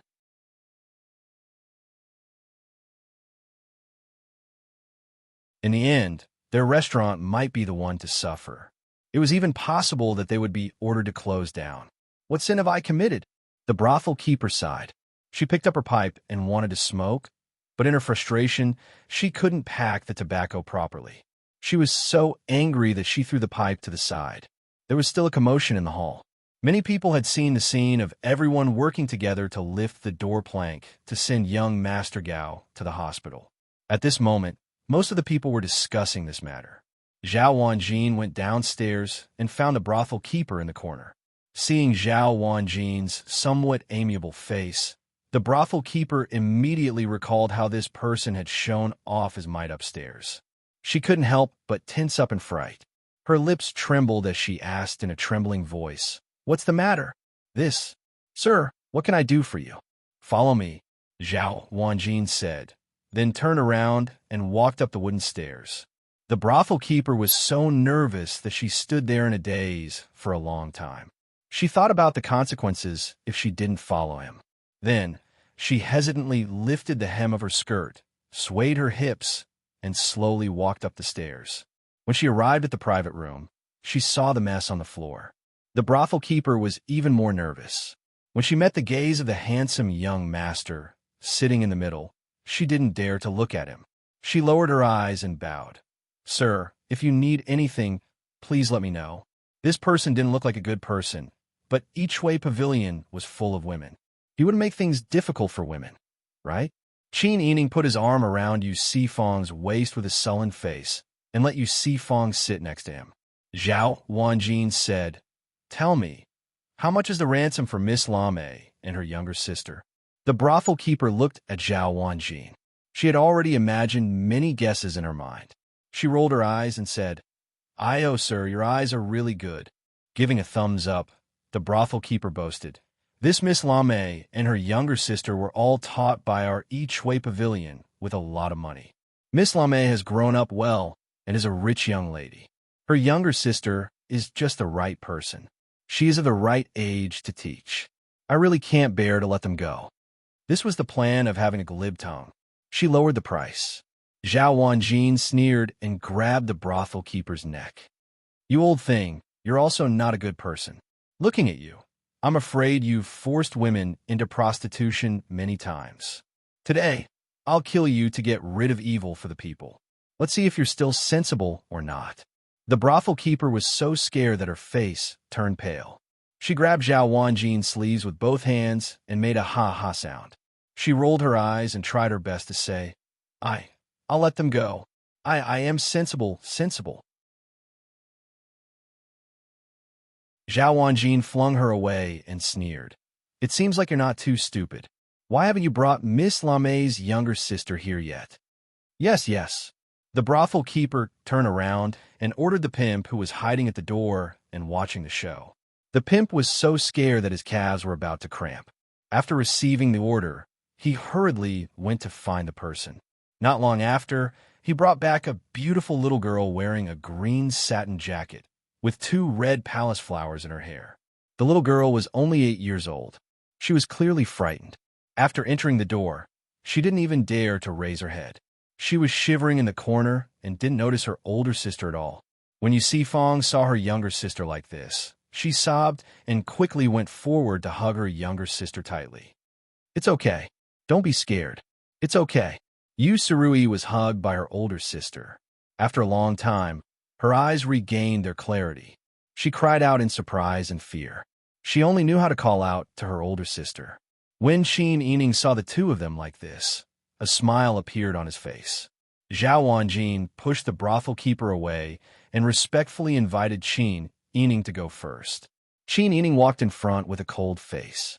Zhao Wanjin, Zhao Yinuo, and the other brothers led Yu Sifang and her sister out. They didn't pay the money to redeem themselves and just took them away. However, the brothel keeper didn't dare to stop them. When they were far away, she finally dared to cry out loud. When the guests in the building heard this, they pushed open the window and shouted, "Who is it? Are you crying at a funeral?" As they spoke, they threw their teacups. The brothel keeper covered her mouth and didn't dare to cry anymore.